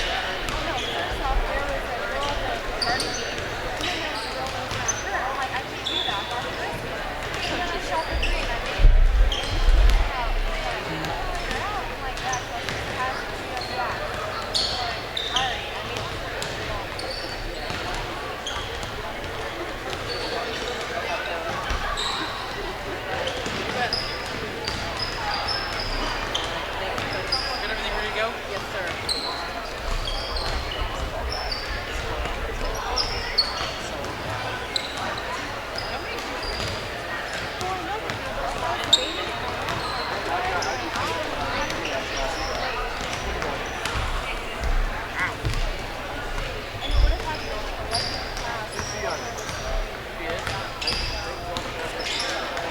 Yeah, I remember Peyton by your Peyton's a year older.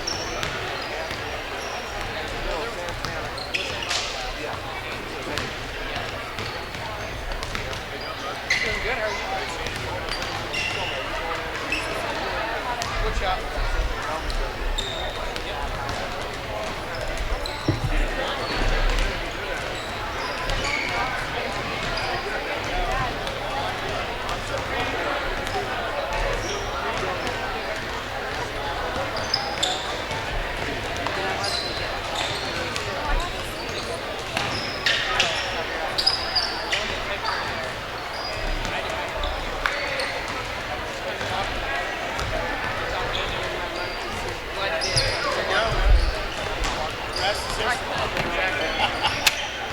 Looks good. You guys got everything running smooth up here.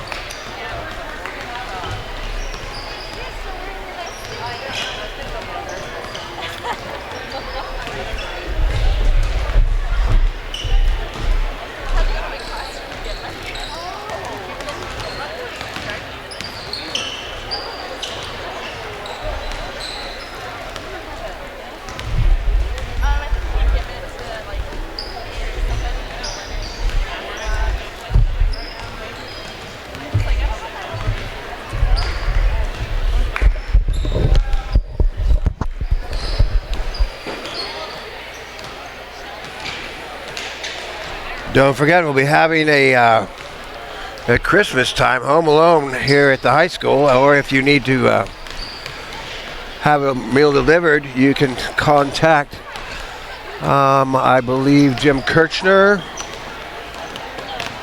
More details will be available, I believe, in the Pioneer. So check out the Pioneer and have a nice community meal together here. If you don't have people coming around, that's where I'll be.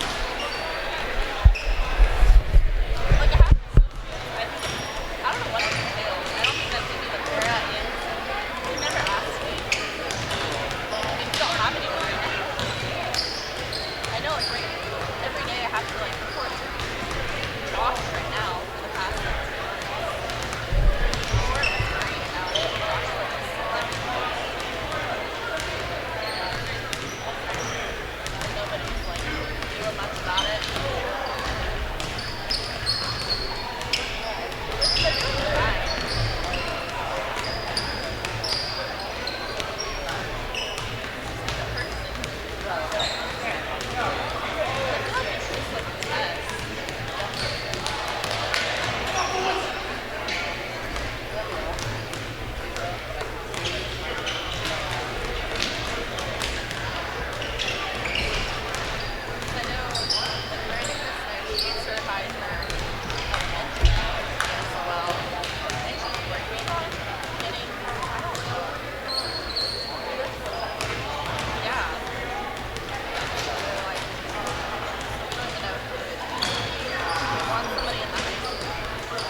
like were in the high school, it was hard to breathe because she never would.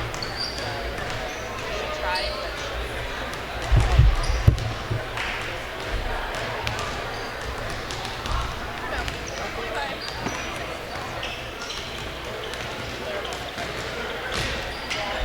I still think they're working very hard. It's kind of it's not on their priority list. It's fun. I'm handling things. Shelly's handling things.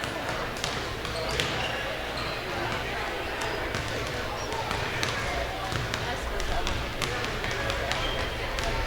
I think it's like an additional 500 or something. That's like 500 I think for this semester for the year. Just add it to my paycheck.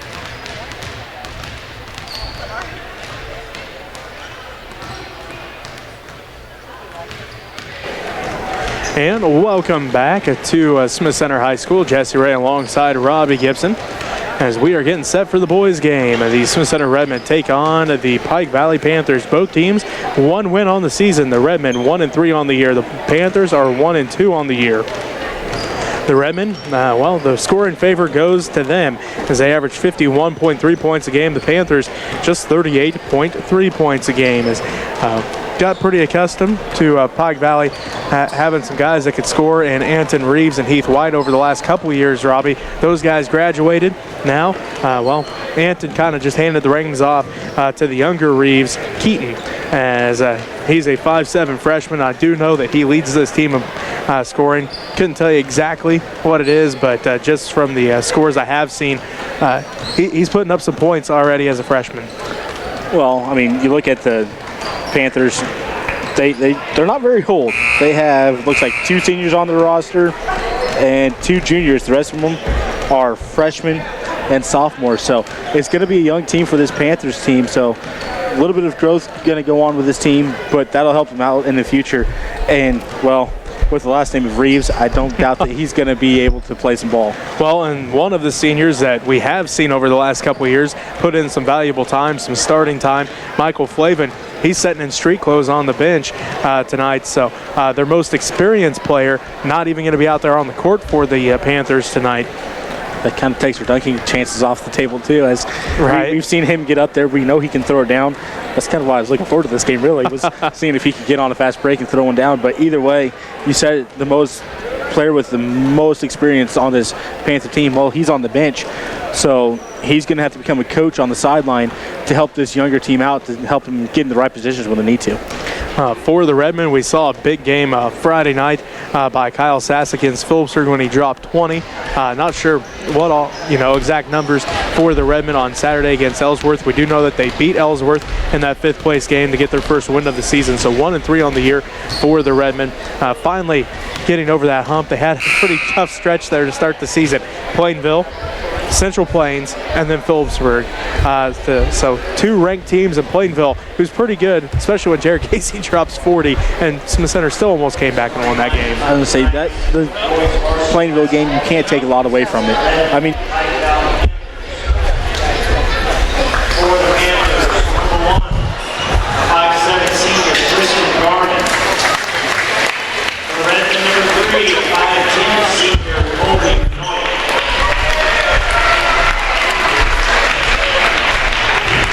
Panthers, number 3, 5'9" sophomore Dalton Garvin. For the Redmen, number 4, 6'3" senior Kyle Sachs. For the Panthers, number 10, 5'7" freshman Keith Reed. For the Redmen, number 11, 6'1" junior Trenton Colby. For the Panthers, number 25, 6'2" sophomore Brendan Clayton. For the Redmen, number 15, 6'1" senior Reese Clefbass. For the Panthers, number 30, 6'1" sophomore Ethan Finney. For the Redmen, number 23, 6'1" senior Austin Hubbleman.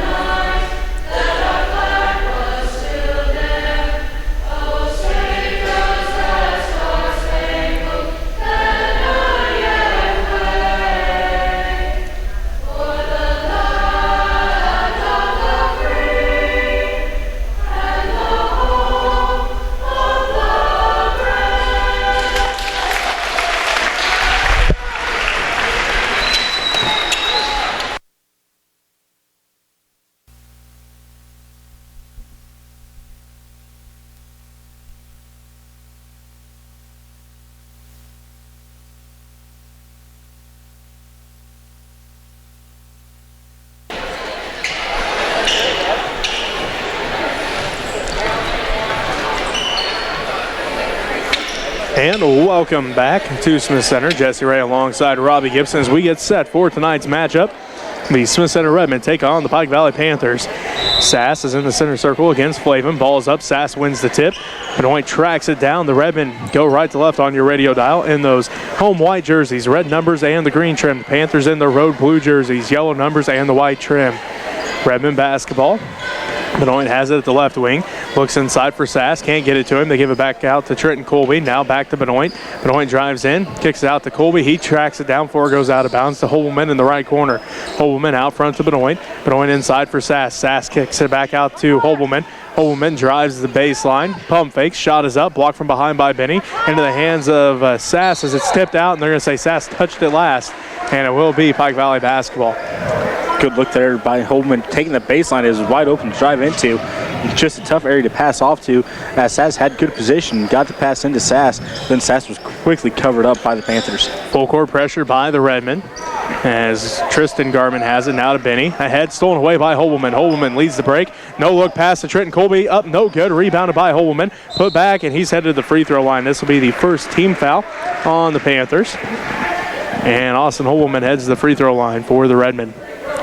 Trent Colby got in front of everybody on his shot. It almost looked like the ball slipped out of his hands as he didn't get it up there high enough to get it over top of the rim, got caught in between the rim and the backboard, and just fell back down for the Austin to grab hold of that one. As Hobelman misses the first one. So still looking for a first point of the ball game. 7:09 left to go in the first quarter. 0-0 is the score here between the Smith Center Redmen and the Pike Valley Panthers as Hobelman misses both of those. Rebounded by Benny. He hands it off to Dalton Garman. Garman ahead to Tristan, right corner. Inside for Flavin. And Sass going to get called for the reach. His first personal foul. First Redmen team foul. Sass was blocked out there on that one by Benny and just reached his arm around trying to tip that ball out of there. Ref quickly calling that reach. So they look inside. Benny gets it. Shot no good. Rebounded by Sass. Sass hands it off to Trenton Colby. Colby brings it up the court ahead to Benoit. Benoit back to Colby out front to Sass. They swing it around to Buckmaster left wing. The Redmen go right to left on your radio dial. We're still scoreless here in Smith Center as Trenton Colby has it. Pump fakes. One dribble shot is up from the right corner and good.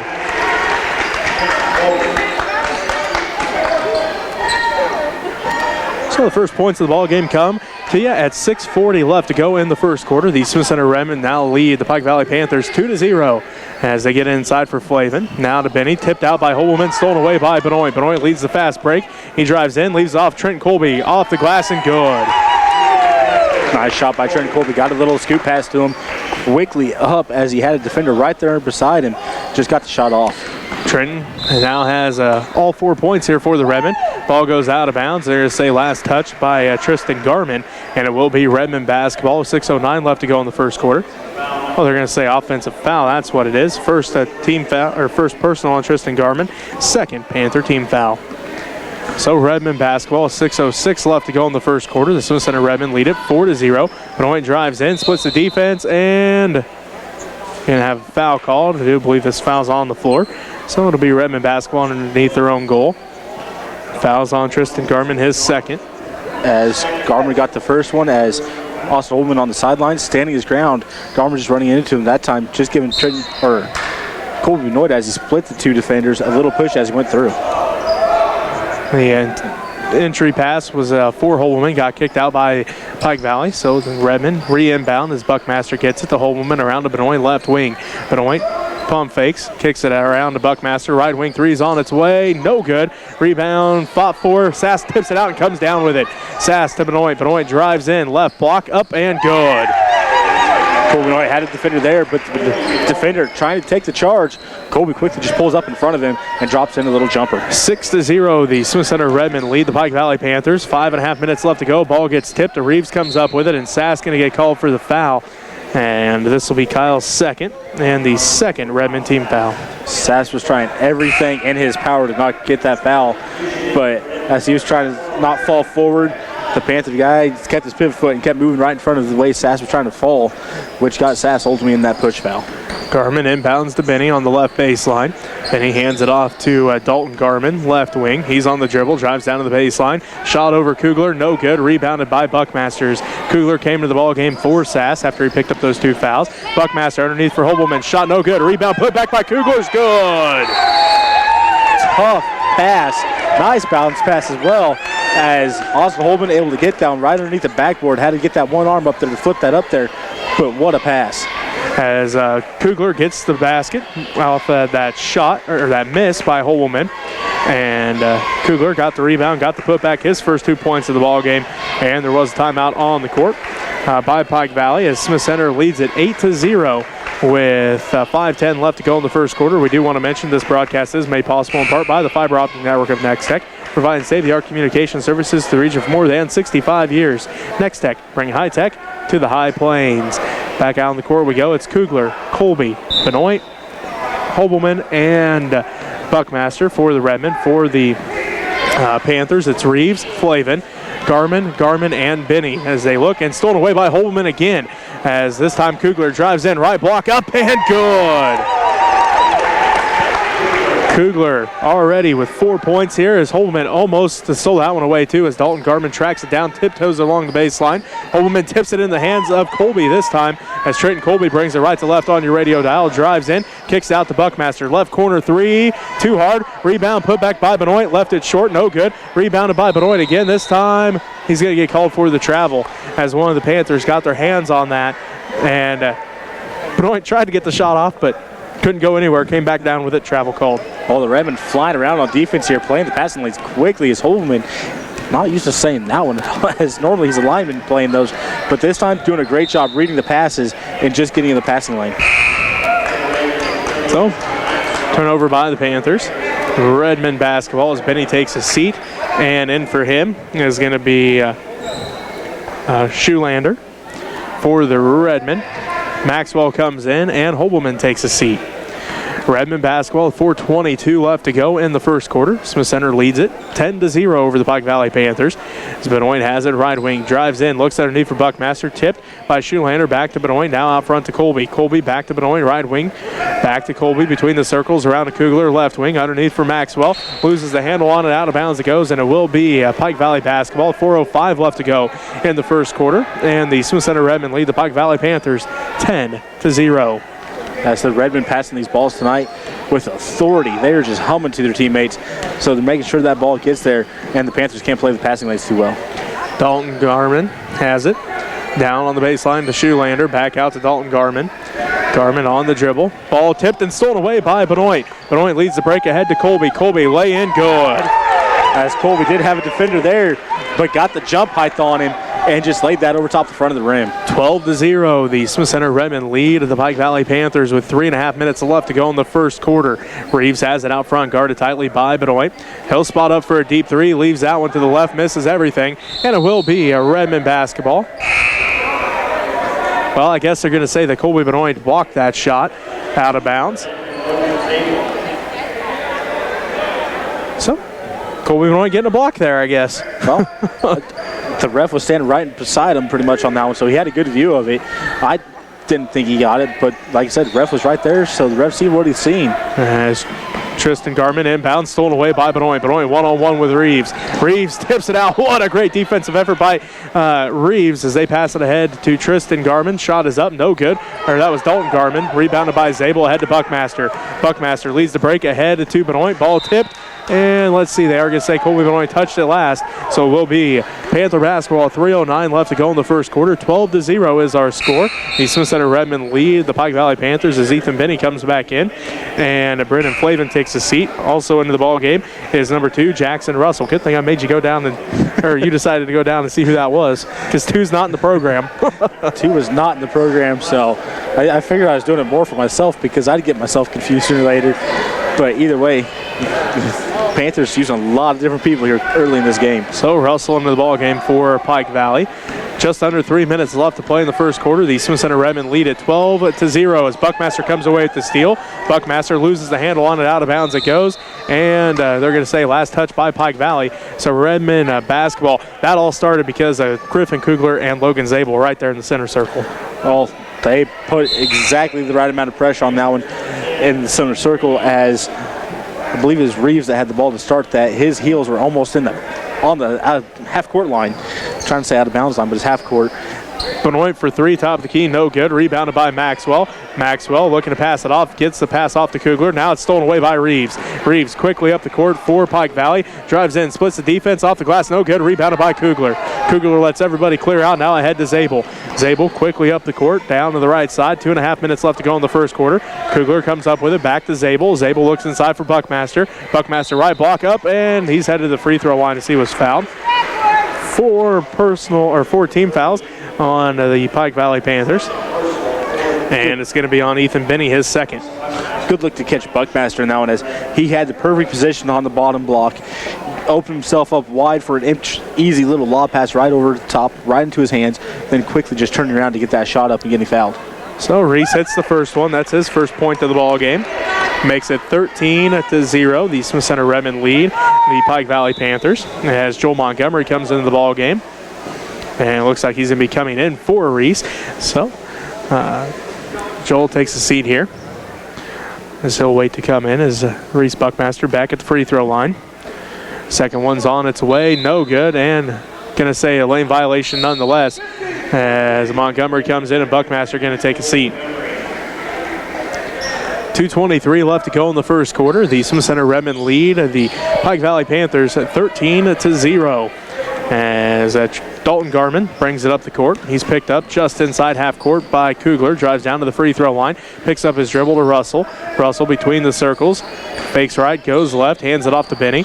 Benny out front with it, working against Maxwell. And going to have a foul called here. This one's going to be on the Redmen, third team foul. And it's going to be on Maxwell. His first personal foul is getting called for hand checking that time. Well, Benny done the right thing as he got the pass, took off down the lane with it, and lowered his shoulder up, not trying to get the charge, just kind of making sure he kept the distance with his shoulder. And Maxwell got that arm into him, trying to push him back.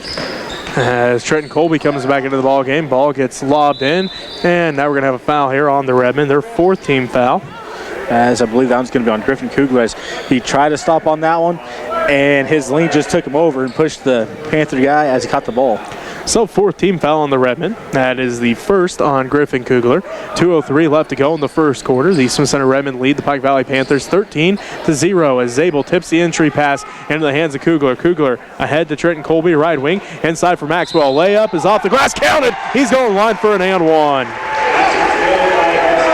Maxwell with a tough shot to get that shot in. I think he kind of was surprised that went in out. That went clear up, hit the very tip of that backboard and fell back in for him. Maxwell with a little bit of a circus shot on that one as the Panthers just getting him on the arm. Maxwell's free throws on its way off the back of the iron, no good. Rebound put back by Montgomery, no good. Rebound fought for, and Benny comes down with it for the Panthers. So the score remains 15-0. Minute 45 left to go in the first quarter. The Smith Center Redmen lead the Pike Valley Panthers. So we have a foul called here. This one's going to be on Kugler, his second personal. Fifth Redmen team foul as Brendan Flavin comes back into the ball game. Russell going to take a seat. And inbounding is Shoelander.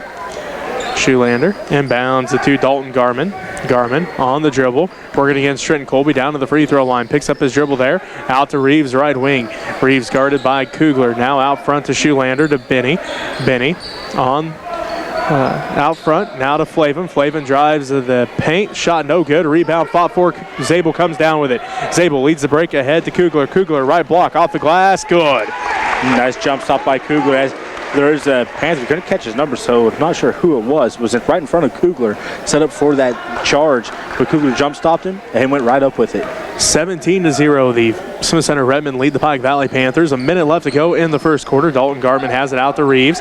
Reeves back around to Shoelander. Shoelander right wing working against Montgomery. And now to Flavin. Flavin picks up the loose ball. Now to Reeves left side. Guarded tightly by Trenton Colby. Reeves spots up for three. Left it short. Rebound. Fought for. Kugler comes down with it. Kugler leads the break. Drives in. Euro step around Benny. No good. Put back by Colby. No good. Put back by Colby again. No good. This time rebounded by Benny with 37 seconds left. As Dalton Garman brings it left to right on your radio dial across the timeline for Pike Valley. 29 seconds left to go in the first quarter. Picks up his dribble, looks to pass off. Tipped by Kugler. Kugler into the hands of Trenton Colby. Colby, one-handed pass ahead to Zabel. Zabel drives in, and he's going to get called for the travel. Zabel tried to give a little pump fake to get the defender to move. Got him to move, but went for the Euro step after that and got hit with that travel. The right idea, though, trying to get him to move as he was set up. Unfortunately, this isn't the NBA. You don't get 5 steps.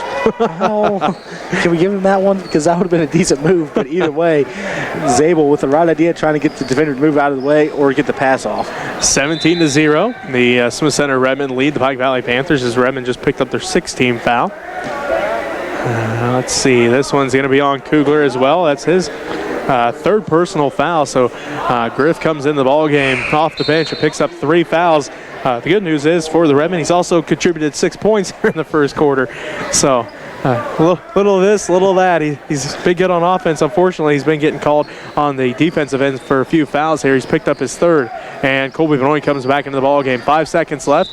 The entry pass for Flavin goes out as Maxwell tips it out. So it remains Pike Valley basketball. 4.7 seconds left to go in the first quarter. The Smith Center Redmen lead at 17-0.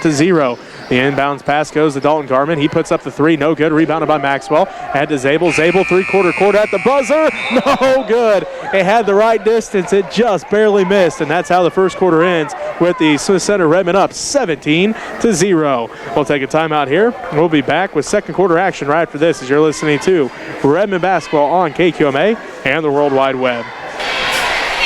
Redmen are rolling here. Good job of the Redmen, 17-0. Griffin in a little bit of trouble there, but other than that, team's looking pretty good here. I'd like to thank Phil and Phyllis Breeze, Lewis and Marilyn Overmiller, the Hobelman Farms, Dana Hobelman, she's here tonight. Arlene, Ben, and Jack. Thanks to Jack, longtime supporter, passed away recently. Ken and Debbie Weltmer, Ivan Burgess passed away. The Memorial Fund there, Walter and Vera Kiever, Mitch and Tamara Holtis, Dennis and Kathy Hansen, Everett and Bonnie Benoit, Bonnie's across the way there. Ray and Karina Hairstep, John and Ellis Parks, Blues and Embellishment, Midway Chiropractic, Farmers Union, Greg Frank's here, so here 0. And we'll see who comes out here for the Redmen. It looks like Buckmaster, Hobelman, Benoit, Montgomery, and Zabel for the Panthers. It's Flavin, Benny, Reeves, Tristan Garman. Also out there is Clancy Shoelander. So it is a Pike Valley basketball to start this second quarter. Looking for the first points of the ball game as Reeves has it out front behind the back dribble. Lost it for momentarily. Now inside for Garman. Off the glass and good. Great look to catch Garman as he was cutting to the back on the back side of everything on that loose ball. Got an easy pass over top and quickly up for the 2 points. So the first points of the ball game for the Pike Valley Panthers come with 7:45 left to go in the first half. The Smith Center Redmen lead at 17-2. Zabel to Buckmaster on the left baseline. Up and good. So nice move there by Reese. Gets his first field goal and now has 3 points. Reese along the baseline got a nice bounce or a nice pass to him. Then just put the ball on the floor, went around the baseline, and got a nice easy shot. They find a Flavin. Out front now to Garman. Underneath for Benny. Benny left block over Hobelman is no good. Rebounded by Zabel. Zabel leads the break ahead to Montgomery. Montgomery can't track it down as it goes out of bounds, and it will be Pike Valley basketball. 6:59 left to go in the first half. The Smith Center Redmen lead the Pike Valley Panthers 19-2. As it is going to be Garman with it. Garman working against Zabel. Now to Flavin. Flavin at the right wing. Kicks it out front to Shoelander. Top of the key. Now to Benny, right wing. Benny looks inside for Flavin. Gets it to him. Tipped out by Benoit into the hands of Hobelman. He hands it off to Buckmaster. Reese brings it up the court for the Redmen. 6:35 left to go in the first half. Colby Benoit Now to Holwoman, to Montgomery. They swing it down to Zabel in the left corner. Inside for Buckmaster. Kicks out to Benoit. Right wing three's on its way, and we're going to have a 3-second violation here on the Redmen. As that one's going to be on Buckmaster, as he had decent position there in the middle of the lane. Got the entry pass. Then as he passed it out, the 3 seconds hit. And Trenton Colby comes back into the ball game. Joe Montgomery takes a seat. Pike Valley basketball as the Smith Center Redmen lead it 19-2 with 6:18 left to go in the first half. Benny has it. Dribbles to the left wing, still on the dribble, now out front to Tristan Garman. Garman working against Logan Zabel, all the way down to the right corner, crosses over, back up to the right wing, loses a handle on it, picks it up, back to Shoelander between the circles. Shoelander gets tipped out by Benoit, now by Colby, into the hands of Benoit. Benoit fighting for the basketball, jump ball called, and it will be a Redmen basketball as hands flying everywhere tipping that ball. As, like you said, hands flying everywhere. Both teams tipping that one out of there. Guys flying for it, getting on the floor, trying to make sure they can wrap it up. Finally, the rest get it a jump ball call. So Redmen basketball, 5:52 left to go in the first half. The Smith Center Redmen lead. The Pike Valley Panthers 19-2. Trenton Colby has it at the left wing to Zabel on the left baseline. He drives in. Left block shot is up and no good. Rebounded by Holwoman. Austin's put back is no good. Rebounded by Benny. Ethan Benny looking to outlet, does so to Reeves. Reeves going to bring it left to right on your radio dial for the Pike Valley Panthers. 5.5 minutes left to go in the first half. The Smith Center Redmen lead the Pike Valley Panthers 19-2. As Tristan Garman has it down to the baseline, kicks out to Reeves, left corner. He drives the baseline, up and no good. Rebounded by Zabel. Zabel ahead to Trenton Colby. Colby ahead to Holwoman. Holwoman right block layup, good. Good look to catch Holman on the other side of the court. Nice easy pass over to him. Got the right stepping down and right up for the layup. Timeout on the court. We'll take a timeout with them as the Smith Center Redmen lead the Pike Valley Panthers 21-2. You're listening to Redmen basketball on KQMA and the World Wide Web. Enjoying this basketball game here. Redmond ahead 21-2. Hope you all enjoyed it also. If you'd like to help us out in our endeavors here to help put more USD 237 activities on the TV and on the internet, you can send your money to Smith Center Junior Senior High School, 300 Roger Butter Way, Smith Center, Kansas, 66967. I believe the junior high will be in action on Thursday, so come out and enjoy that match. And Christmas High School Junior High on Monday, so come out and enjoy some music. Good times roll. And Redmen Appreciation, Lady Red Appreciation on Tuesday. 5:10 left to go in the first half. The Smith Center Redmen lead the Pike Valley Panthers 21-2. Pike Valley basketball out of the timeout as Dalton Garman has it. Now out front to Flavin. They swing it around to Reeves. He's between the circles working against Colby Benoit. Gets the screen out front from Benny. Doesn't use it. Pass for Flavin's, tipped by Buckmaster, saved in by Garman, back into the hands of Reeves. Reeves on the dribble behind the back in the right corner. Now to Garman, and Zabel going to get called for the foul. His first personal foul, 7th Redmond team foul, and that sends Dalton Garman to the free throw line. As Zabel was coming in, trying to just get in the right position for the steal, as Garman flying towards the ball, just ran into the back of him. So Garman at the free throw line with 4:46 left to go in the first half. Free throw's on its way and good. His first point of the ball game.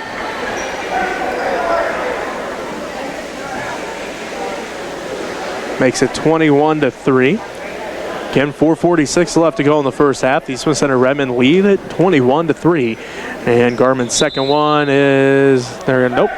Doesn't count. They're going to say stepped over the line. So the score remains 21-3 with 4:46 left to go in the first half. The Smith Center Redmen lead the Pike Valley Panthers here in Smith Center. As Trenton Colby ahead to Zabel. Now to Buckmaster. Buckmaster drives in. Right-handed layup is good. Buckmaster made the cut to the right side all alone as he went up for that layup, quickly breaking the press.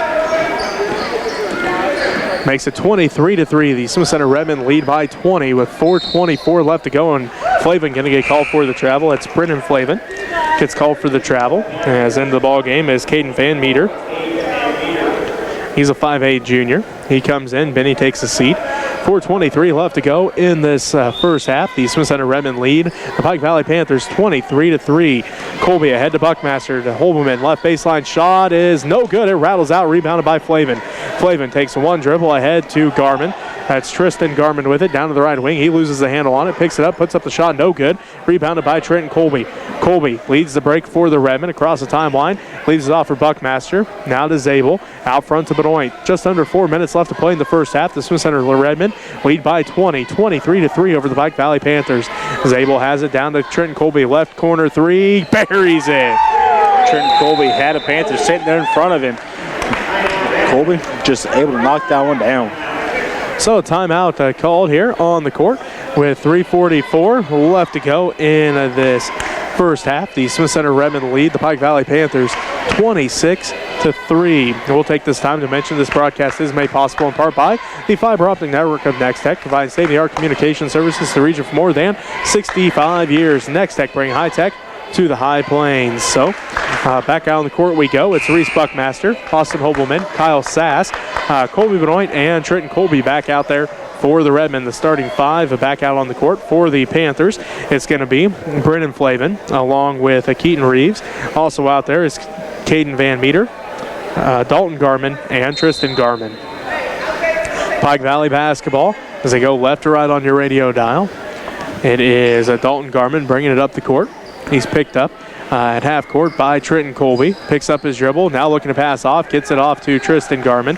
Garmin on the dribble. He's guarded by Buckmaster. Garmin in the center circle. Dribbles over to the right wing now. Dribbles back out to Flavin. Right corner. Long two. Buries it. Nice shot by Flavin. He had a Redmond defender right there, but had just enough gap to get that shot off and drop it in at the bottom of that net.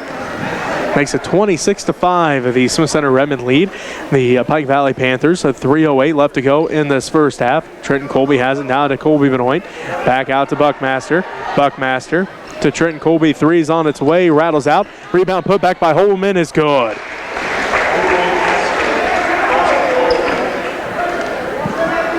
Makes it 28-5. The Smith Center Redmen lead the Pike Valley Panthers with 2:44 left to go. Inside shot by Flavin's no good. Rebounded by Sass. Now to Buckmaster. Buckmaster quickly up the court ahead to Benoit. Benoit drives in the paint. Shot is up and no good. Rebounded by Van Meter. Van Meter hands it off to Tristan Garmin. Garmin up the court.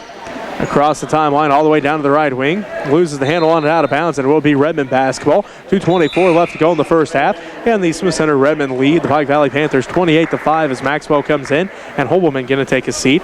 Also, Schulander comes in. Benny comes in. Looks like Flavin and Tristan Garmin both take a seat. As the Redmond defensive pressure looks to just kind of get into the rhythm there against this Panthers guards, and they're just losing track of the ball a little bit.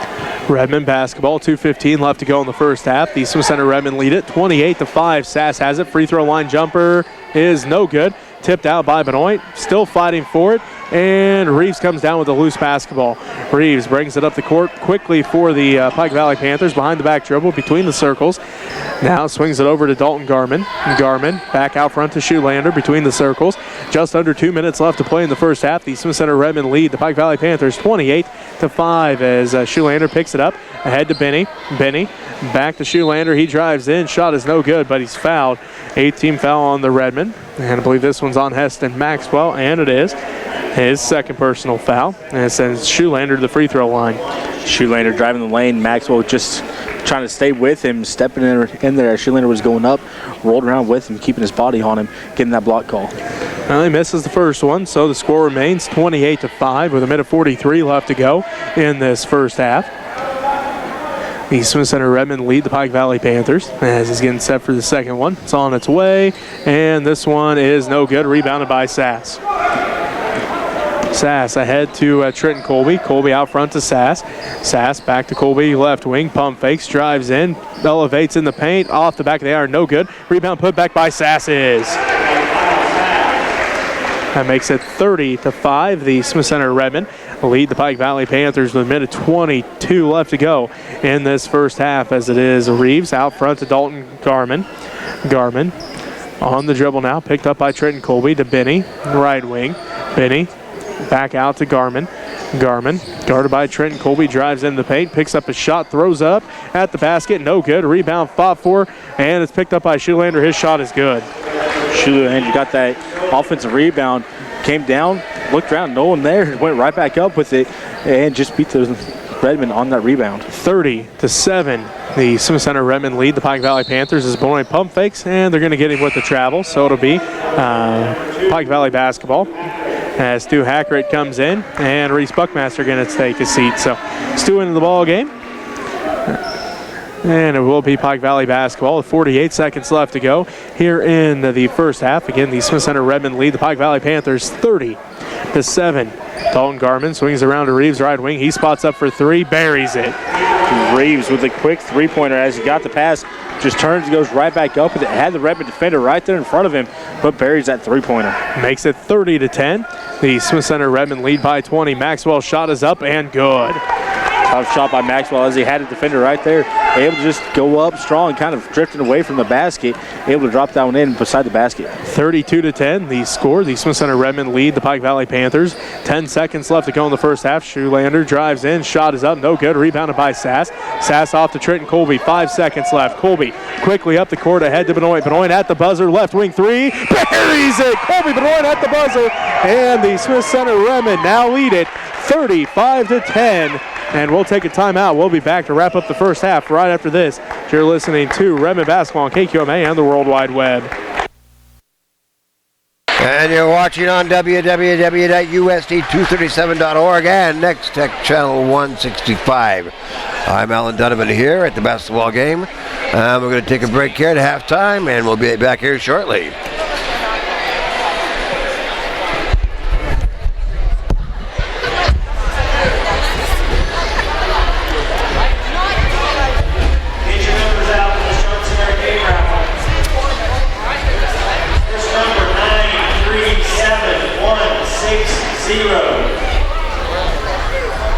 Second number 937172. Third number 937288.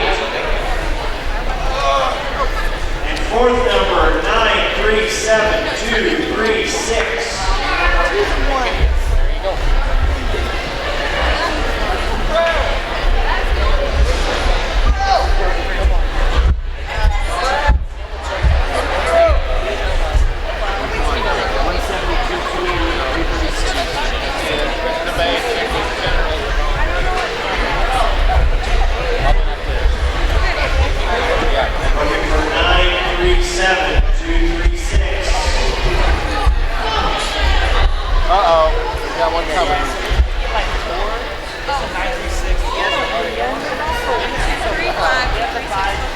Aren't you guys wrestling?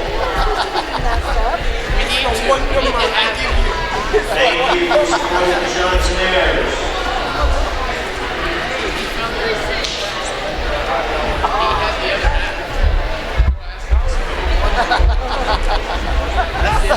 She's like, Halftime scoring for Redmen. Trenton Colby with 9. Griffin Cooper 6. 5 each for Colby Boyd and Reese Buckmaster. 4 each for Austin Holman and Eston Maxwell. And 2 for Kyle Sass. For the Panthers, Lieutenant Keaton Reese has 3. 2 apiece for Tristan DeGarmo, Francis Solander, and Brandon Clayton. 1 point for Dalton Garman. And welcome back. At halftime, the Smith Center Redmen lead the Pike Valley Panthers 35-10. Taking a look at the scoring for the Panthers, it's 2 points for Tristan Garman, 1 for Dalton Garman, 3 for Keaton Reeves, 2 for Clancy Shoelander, and 2 for Brendan Flavin. For the Redmen, it's 5 points for Colby Benoit, 2 for Kyle Sass, 9 for Trenton Colby, 6 for Griffin Kugler, 5 for Reese Buckmaster, 4 for Austin Holman, and 4 for Heston Maxwell. Robbie, how'd stats look? For the Redmen, they're 2 of 7 from the three-point line, 16 of 34 from the field, 1 for 4 from the free throw line, 11 offensive rebounds, 13 defensive rebounds, and 9 turnovers. For the Panthers, they're 1 of 4 from the three-point line, 4 of 18 from the field, 1 of 3 from the free throw line, 1 offensive rebound, 7 defensive rebounds, and 14 turnovers in that first half. All right, we're going to send it back to the station here. We'll be back with more of our halftime show right after this. You're listening to Redmen Basketball on KQMA and the World Wide Web.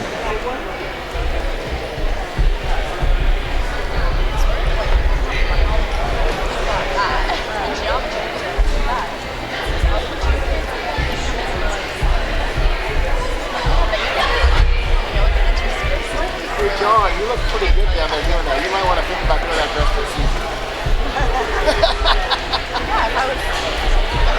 That'd be a nice little. When I'm here, I'll do it. Tell me when you're not going to be here. But I have to tell you, when you came and told me, I'm thinking, okay, how's Mike say? I know. I don't know if I could do it without thinking about it a little bit.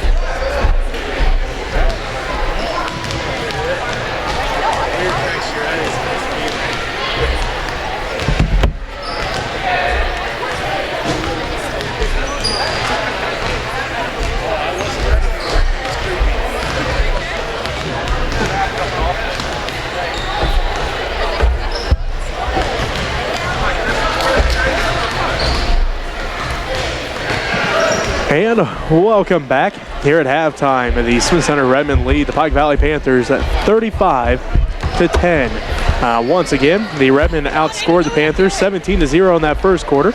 The Redmen then outscored the Panthers 18-10 in the second quarter. Make it 35-10 here at halftime.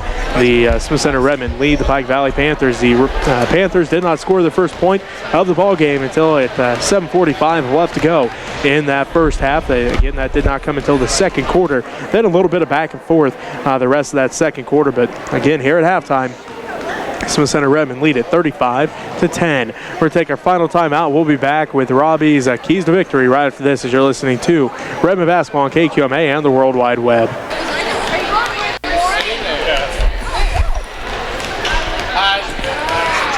I'm Alan Donovan here with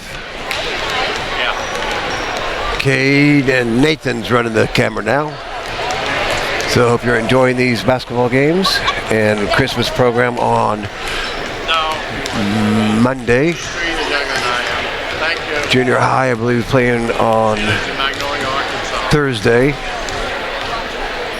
And there's a Redman and Lady Red recognition by the Red Caps.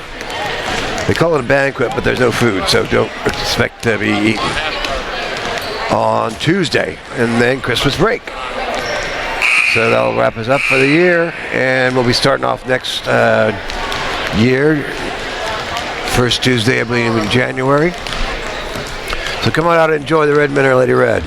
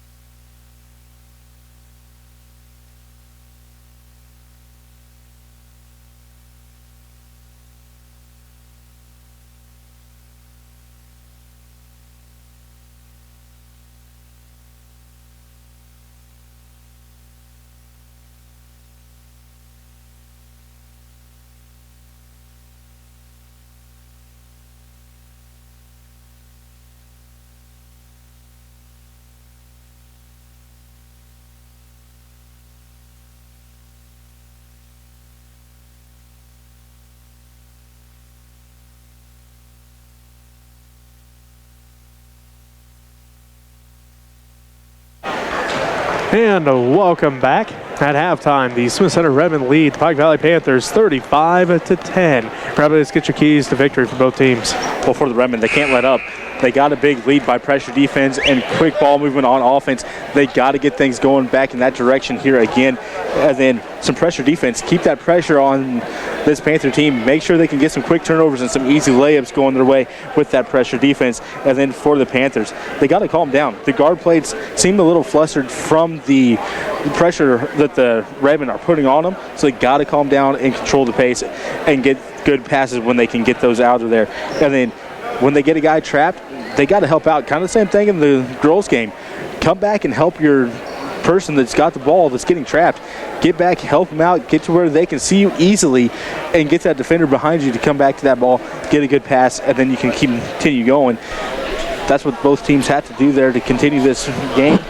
The Panthers, well, like I said, calm down and come back to that ball to help their teammates out. That's what I have for both teams. It's going to be Kyle Sass, Austin Holman, Trenton Colby Benoit, and Reese Buckmaster for the Redmen. It's Tristan and Dalton Garman, along with Brennan Flavin, Ethan Benny, and Keaton Reeves for the Pike Valley Panthers. As it is a Pike Valley basketball. Start the third quarter. They go right to left on your radio dial. It is Reeves left wing with it, guarded there by Colby Benoit, out front to Benny. Benny with it, now inside for Flavin. Flavin working against Sass at the left block. Picks up his dribble, now to Dalton Garman. Garman looks inside for Flavin. Ball gets tipped out by Sass, but in the hands of Garman. Garman back out to Tristan Garman, or that's Reeves with it now, excuse me. Reeves between the circles, behind the back dribble. Hands it over to Dalton Garman, top of the key. Garman working against Trenton Colby on the dribble. Drives down, picks up his dribble, puts it up, and good. Tough shot as he had a defender right there. Gave a little fade away and drops that one in. That's by the bottom of the net. Makes it 35-12. The Smith Center Redmen lead the Pike Valley Panthers. 7:10 left to go in the third quarter. Buckmaster to Benoit inside for Sass. Sass one dribble up and good. What a great move by Kyle Sass. Sass, when he put that ball on the ground, shifted his body weight, got up underneath the arm, had a wide open look at the backboard, able to use the backboard to get those 2 points. 37-12, the Smith Center Redmen lead the Pike Valley Panthers. 6:53 left to go in the third quarter. Sass comes away with the steal to Trenton Colby. Colby up the court quickly, left to right on your radio dial to Holman. Left baseline shot, no good. Rebounded by Buckmaster, tipped out by Tristan Garman, and we have a foul called. This one's going to be on Tristan Garman, his first Panther, or Tristan Garman's first Panther team foul here in the second half. Good look to catch Holman on the baseline there. Just put a little too much on it as it hit the backside of the rim. Went back at him, hit the other side, and just bounced out. Buckmaster right there to grab hold of it. Good defensive play by the Panthers, knocking it out of bounds. Benoit has it to Buckmaster. Back to Benoit, inside for Holman. Quick pass to Buckmaster, right corner three, no good. Rebound, fought for, Reeves comes down with it. Reeves quickly up the court, Euro step, no good. Rebounded by Trenton Colby as Colby flew over the top of everybody to come down with that one. Buckmaster, Benoit to Holman, extra pass, good. Good quick passing there by the trio down there underneath the basket. One pass one way, right back the other, getting that defender all turned around. Makes it 39-12 with a 6:10 left to go in the third quarter. The Smith Center Redmen lead the Pike Valley Panthers as they look inside for Brennan Flavin. And it's tipped out by Colby Benoit. They're going to say Flavin touched it last, and it will be Redmen basketball as Shoelander comes back into the ball game for Pike Valley. And Brennan Flavin going to take a seat. Redmen basketball as they take it left to right on your radio dial. 6 minutes left to go in the third quarter. The Smith Center Redmen lead the Pike Valley Panthers 39-12. Holman has it left corner. He takes it into the left block off the backboard, no good. Rebounded by Pike Valley as Reeves drives in. Shot off the glass, no good. Rebound, fought for. Reeves comes down with it. Left block over Colby, and he's going to be fouled. First team foul here on the Redmen. And it's going to be on Trenton Colby, his first personal foul. And Reeves says that's Keaton Reeves, excuse me. And was graduated already, so Keaton Reeves at the free throw line. Nice job there by Keaton Reeves. Got up in the air, kind of delayed his shot there, making Trenton Colby reach over, fouling as he put the shot back up. Reeves' free throw's on its way and good. He's got 4. Makes it 39-13. with a 5:43 left to go in this third quarter as Reeves getting set for a second free throw now. It's on its way, good as well. So Reeves hits them both. He's got 5, and it makes it 39-14. The Smith Center Redmen lead the Pike Valley Panthers here on this Tuesday night as Hobelman has it, right corner. Skip pass to Buckmaster to the left wing to Trenton Colby, inside for Sass. Left elbow shot is good. It rattles in. Sass gets the friendly rattle now and hits the back of the rim, hits the front, hits both sides, then just drops through the net. 41-14. The Smith Center Redmen lead the Pike Valley Panthers. 5:15 left to go in the third quarter. Dalton Garman, 3, no good. Rebounded by Hobelman. Hobelman hands it off to Benoit. Benoit quickly up the court for the Redmen. Drives in underneath for Sass. Left block is good. Sass calmly got the pass, turns, gets himself lined up with the shot, takes a nice easy basket right by the baseline. 43-14. The Smith Center Redmen extend their lead here in this ball game. 4:53 left to go in the third quarter. It is Dalton Garman now to Benny. Benny picks up the dribble, back to Garman, left wing. Garman working against Trenton Colby. Wraparound pass for Benny at the left block. Shot over Buckmaster is good. Good bounce pass there for Benny. Put it right where it's the way that he needed to turn to have an open look at the basket. Makes it 43-16. The Smith Center Redmen lead the Pike Valley Panthers. Hobelman has it in the left corner. Now to Benoit. Benoit inside for Sass. Sass shot up in the paint is good again. Kyle Sass taking over this third quarter. He's now got 10 points. 8 of them coming here in this quarter. This Sass just getting on a roll underneath the basket, getting some good looks and some pressured looks, just making sure you can drop them both down. As Benny has it. Tries to pass it through traffic, gets the ball back, shot no good, tipped out and into the hands of Buckmaster. Buckmaster leads the break ahead to Trenton Colby. Colby drives in, underneath for Hobelman, up, under, and good.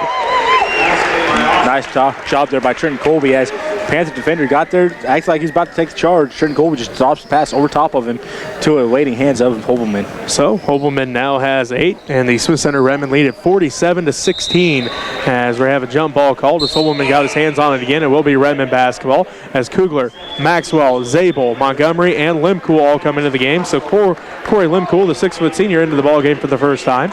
On the court right now for the Pike Valley Panthers, it's going to be Dalton Garman, Keaton Reeves, Brennan Flavin, also Jackson Russell, and also out there is Caden Van Meter. So a complete line change for the Redmen, and 3 out of the 5 different now for the Pike Valley Panthers. As it is Redmen basketball as Montgomery has it in the right corner. He looks in for Maxwell, gets it to him, right block.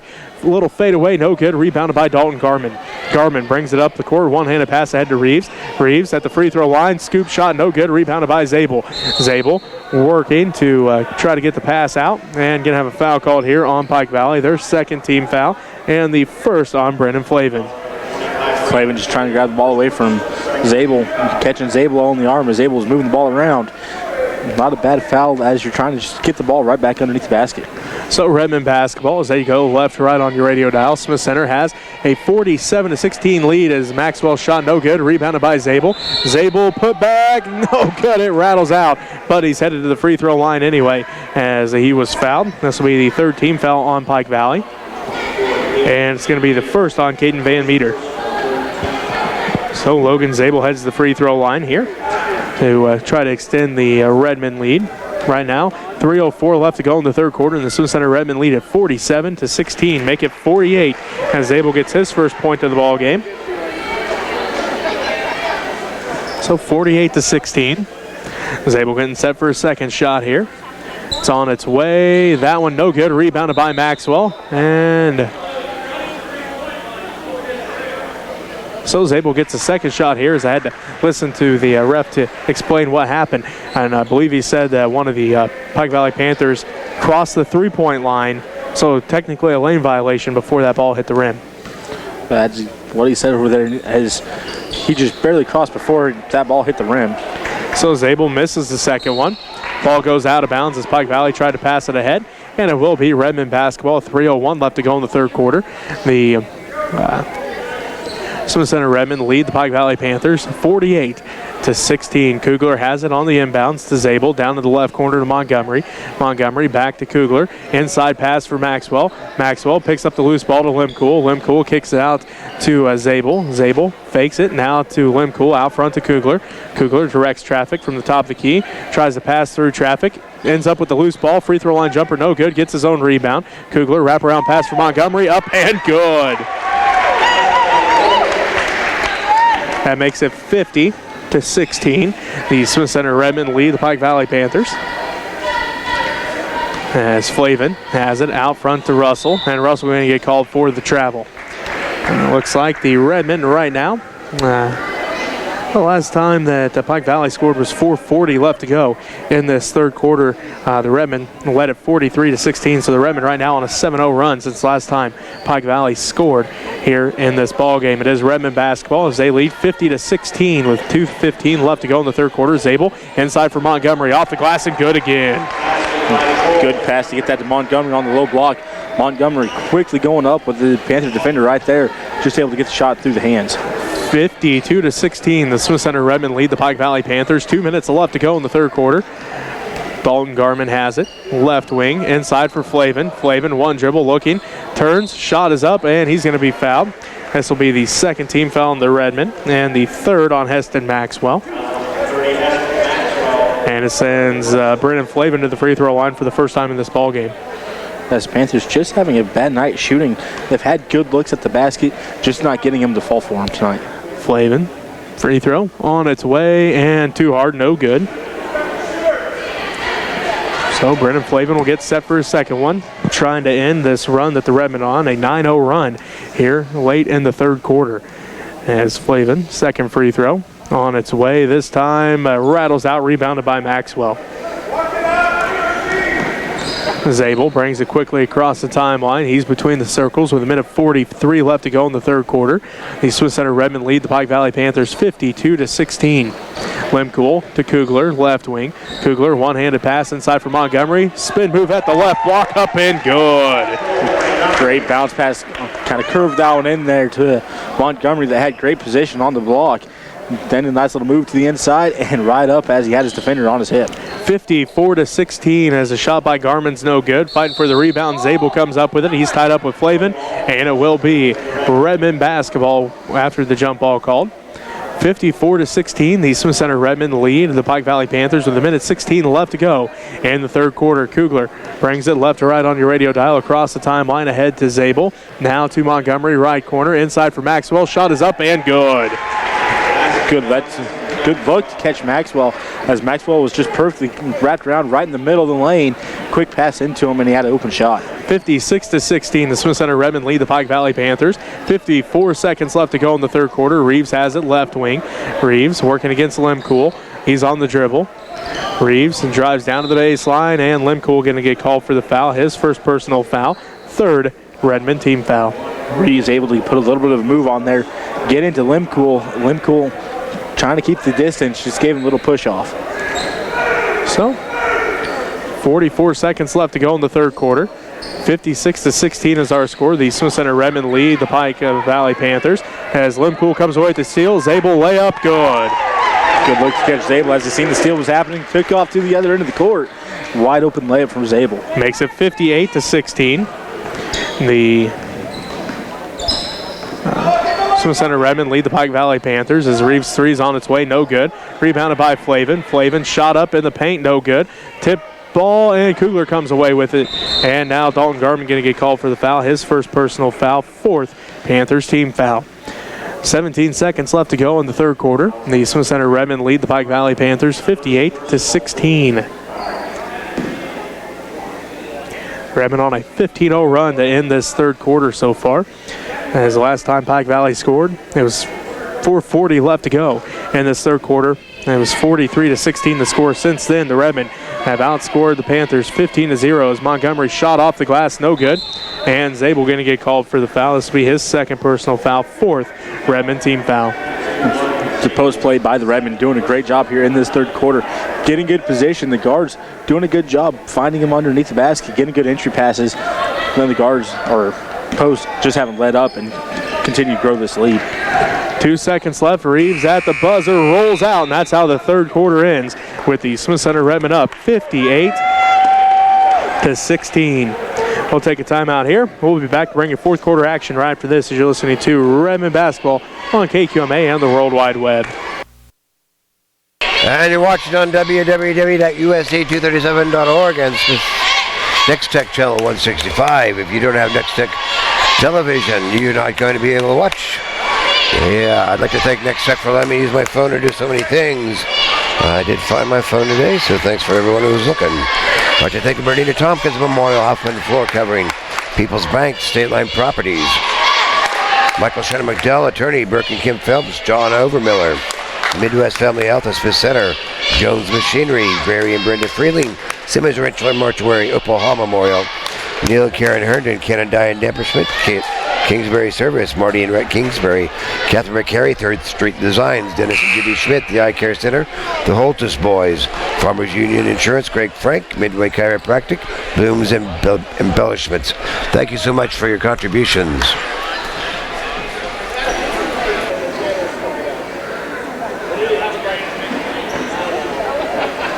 So it looks like it's going to be Aiden Long out there for the first time tonight.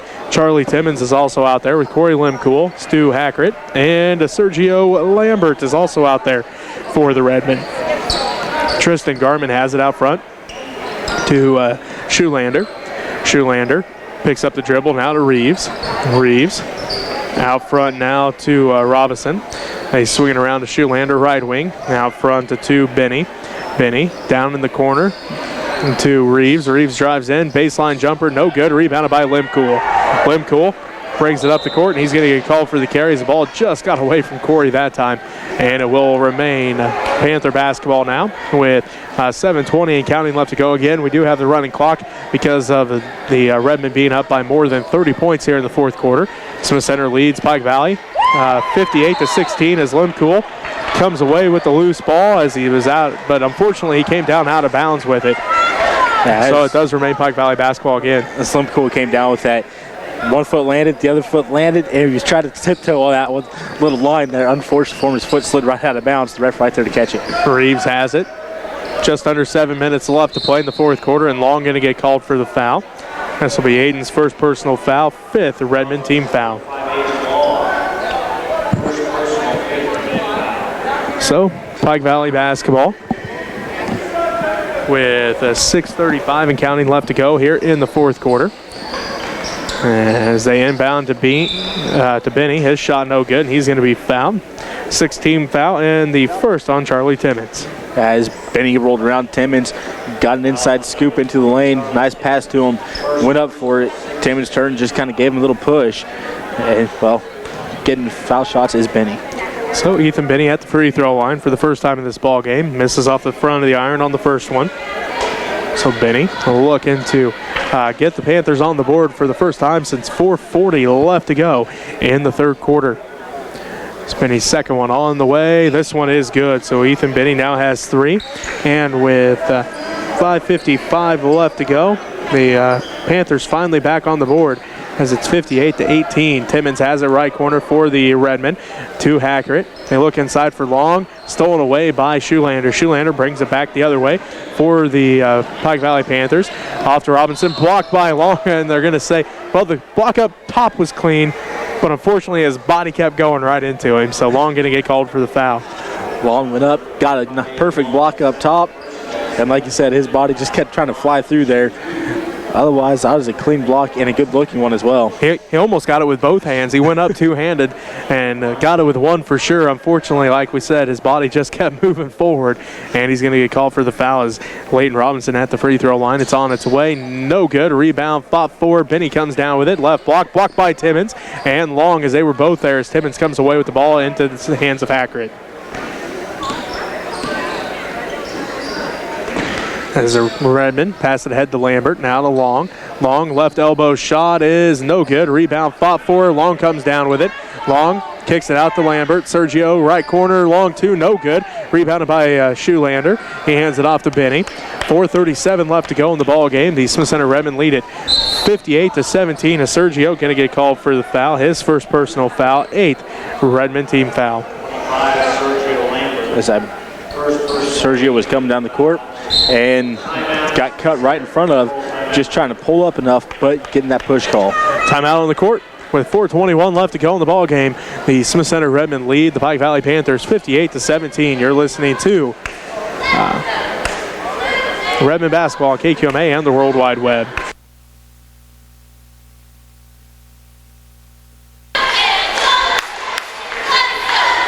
And FCCLA Cookie Exchange on Thursday.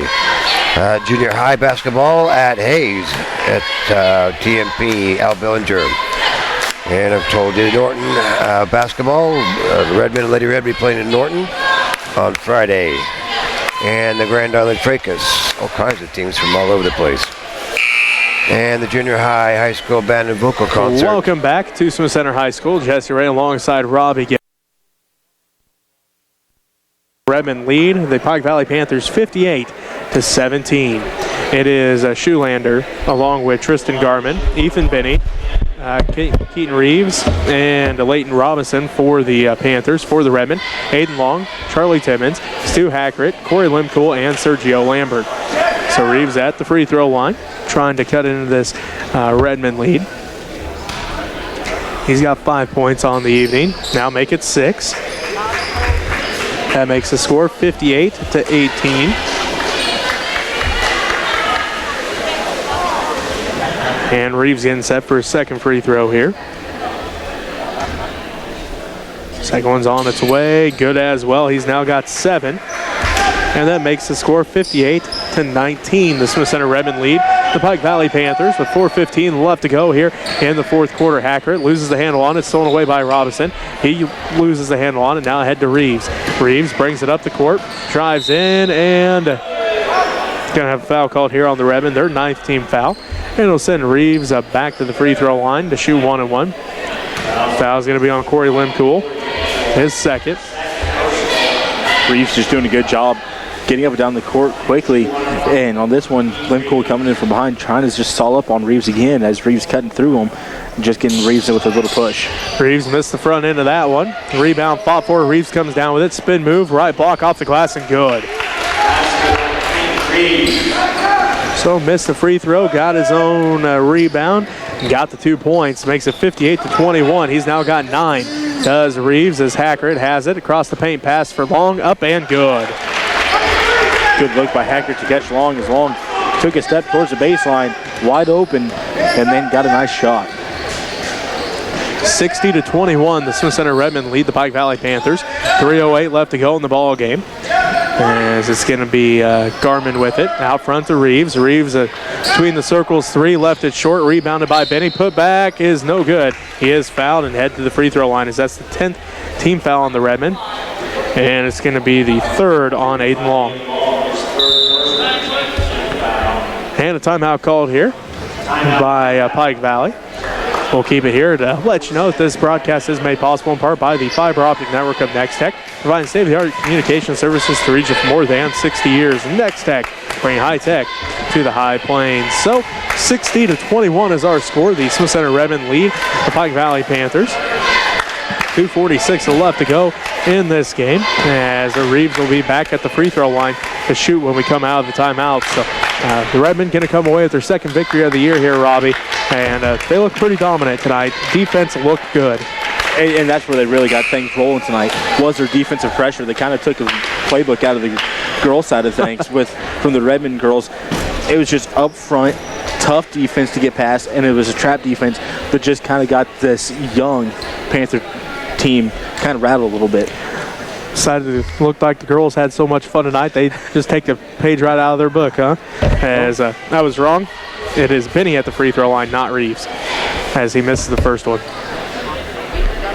Benny's second one is on its way. That one is good. He now has 4 points. Makes it 60-22.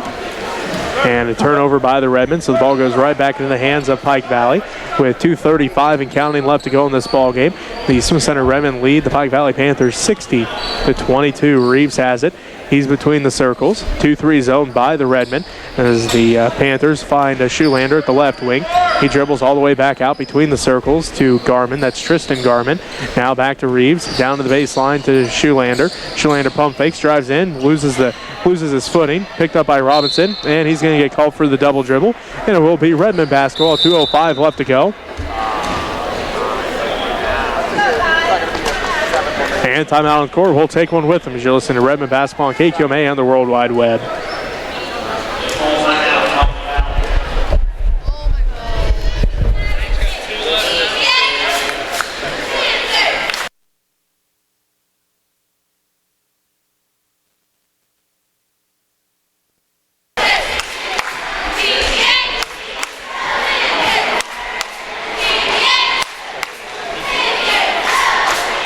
The Lutheran Church on Sunday is going to be having a cantata, so come out and enjoy that.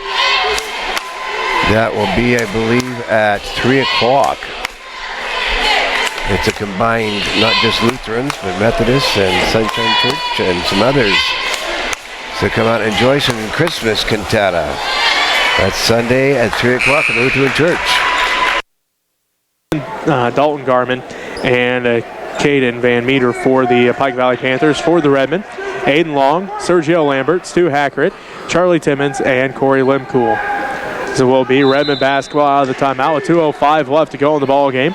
Again, the Smith Center Redmen lead to the Pike Valley Panthers 60-22 as Hackert drives all the way in. He's got an opening. Layup is good! Hackert with a nice little fake to the inside. His guy bit, and he took off down the court. Wide open lane to the goal. So Stu gets on the board with that layup, and the Smith Center Redmen lead 62-22 with 1:40 left to go in this ball game. As they find Van Meter at the right elbow, out front to Russell. Russell, free throw line jumper, rattles out, rebounded by Limcool. Limcool going to bring it up the court, ahead to Lambert. Lambert, left to right on your radio dial, ahead to Long. Long inside for Timmons. Ball gets tipped and it's stolen away by Dalton Garmin. Garmin up the court with 1:20 left to go in the ball game. The Smith Center Redmen lead it 62-22. Garmin fade away jumpers, no good. Ball goes out of bounds. Redmen basketball with 1:10 left to go in this game. As Ethan Binney comes back in. Also back in is Clancy Shoelander. And it's going to be Limcool to inbound. Full court pressure still by Pike Valley as Limcool inbounds to Lambert.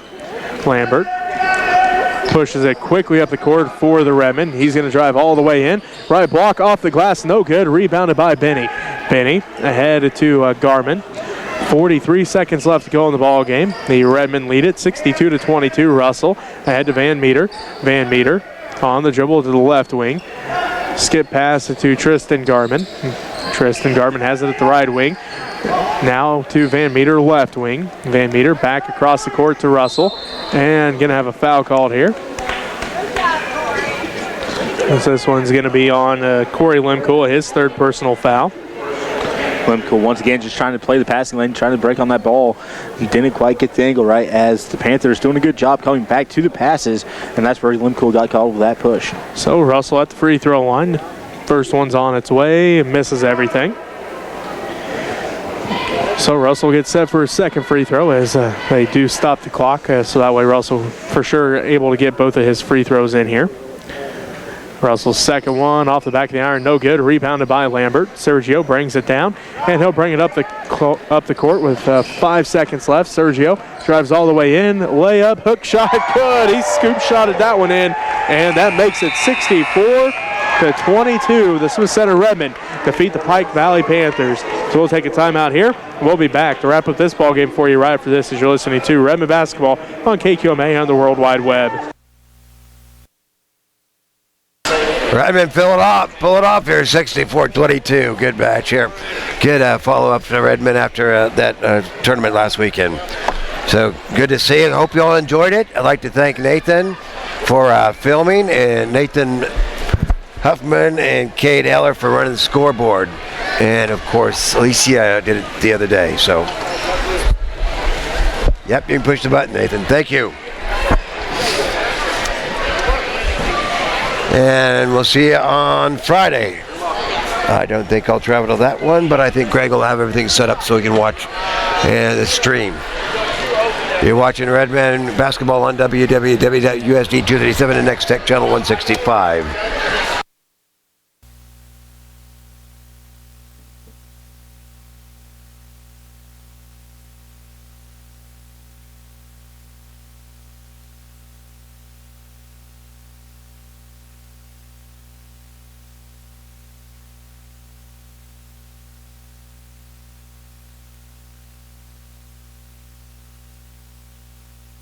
And welcome back one final time here to Smith Center. The Smith Center Redmen down the Pike Valley Panthers 64-22. Taking a look at the scoring for the Panthers, has 2 points for Tristan Garman, 3 points for Dalton Garman, 9 points for Keaton Reeves, 2 points for Clancy Shoelander, 2 points for Brendan Flavin, and 4 points for Ethan Binney. For the Redmen, 2 points for Stu Hackard, 5 for Colby Benoit, 10 for Kyle Sass, 9 for Trenton Colby, 6 for Griffin Kugler, 5 for Reese Buckmaster, 3 for Logan Zabel, 8 for Austin Holman, 2 for Sergio Lambert, 6 for Heston Maxwell, 6 for Joel Montgomery, and 2 for Aiden Long. Probably how the stats look. For the Redmen, they're 2 of 8 from the three-point line, 30 of 58 from the field, 2 of 6 from the free throw line, 15 offensive rebounds, 23 defensive rebounds, 15 turnovers. And then for the Panthers, they're 1 of 8 from the three-point line, 7 of 35 from the field, 7 for 17 from the free throw line, 4 offensive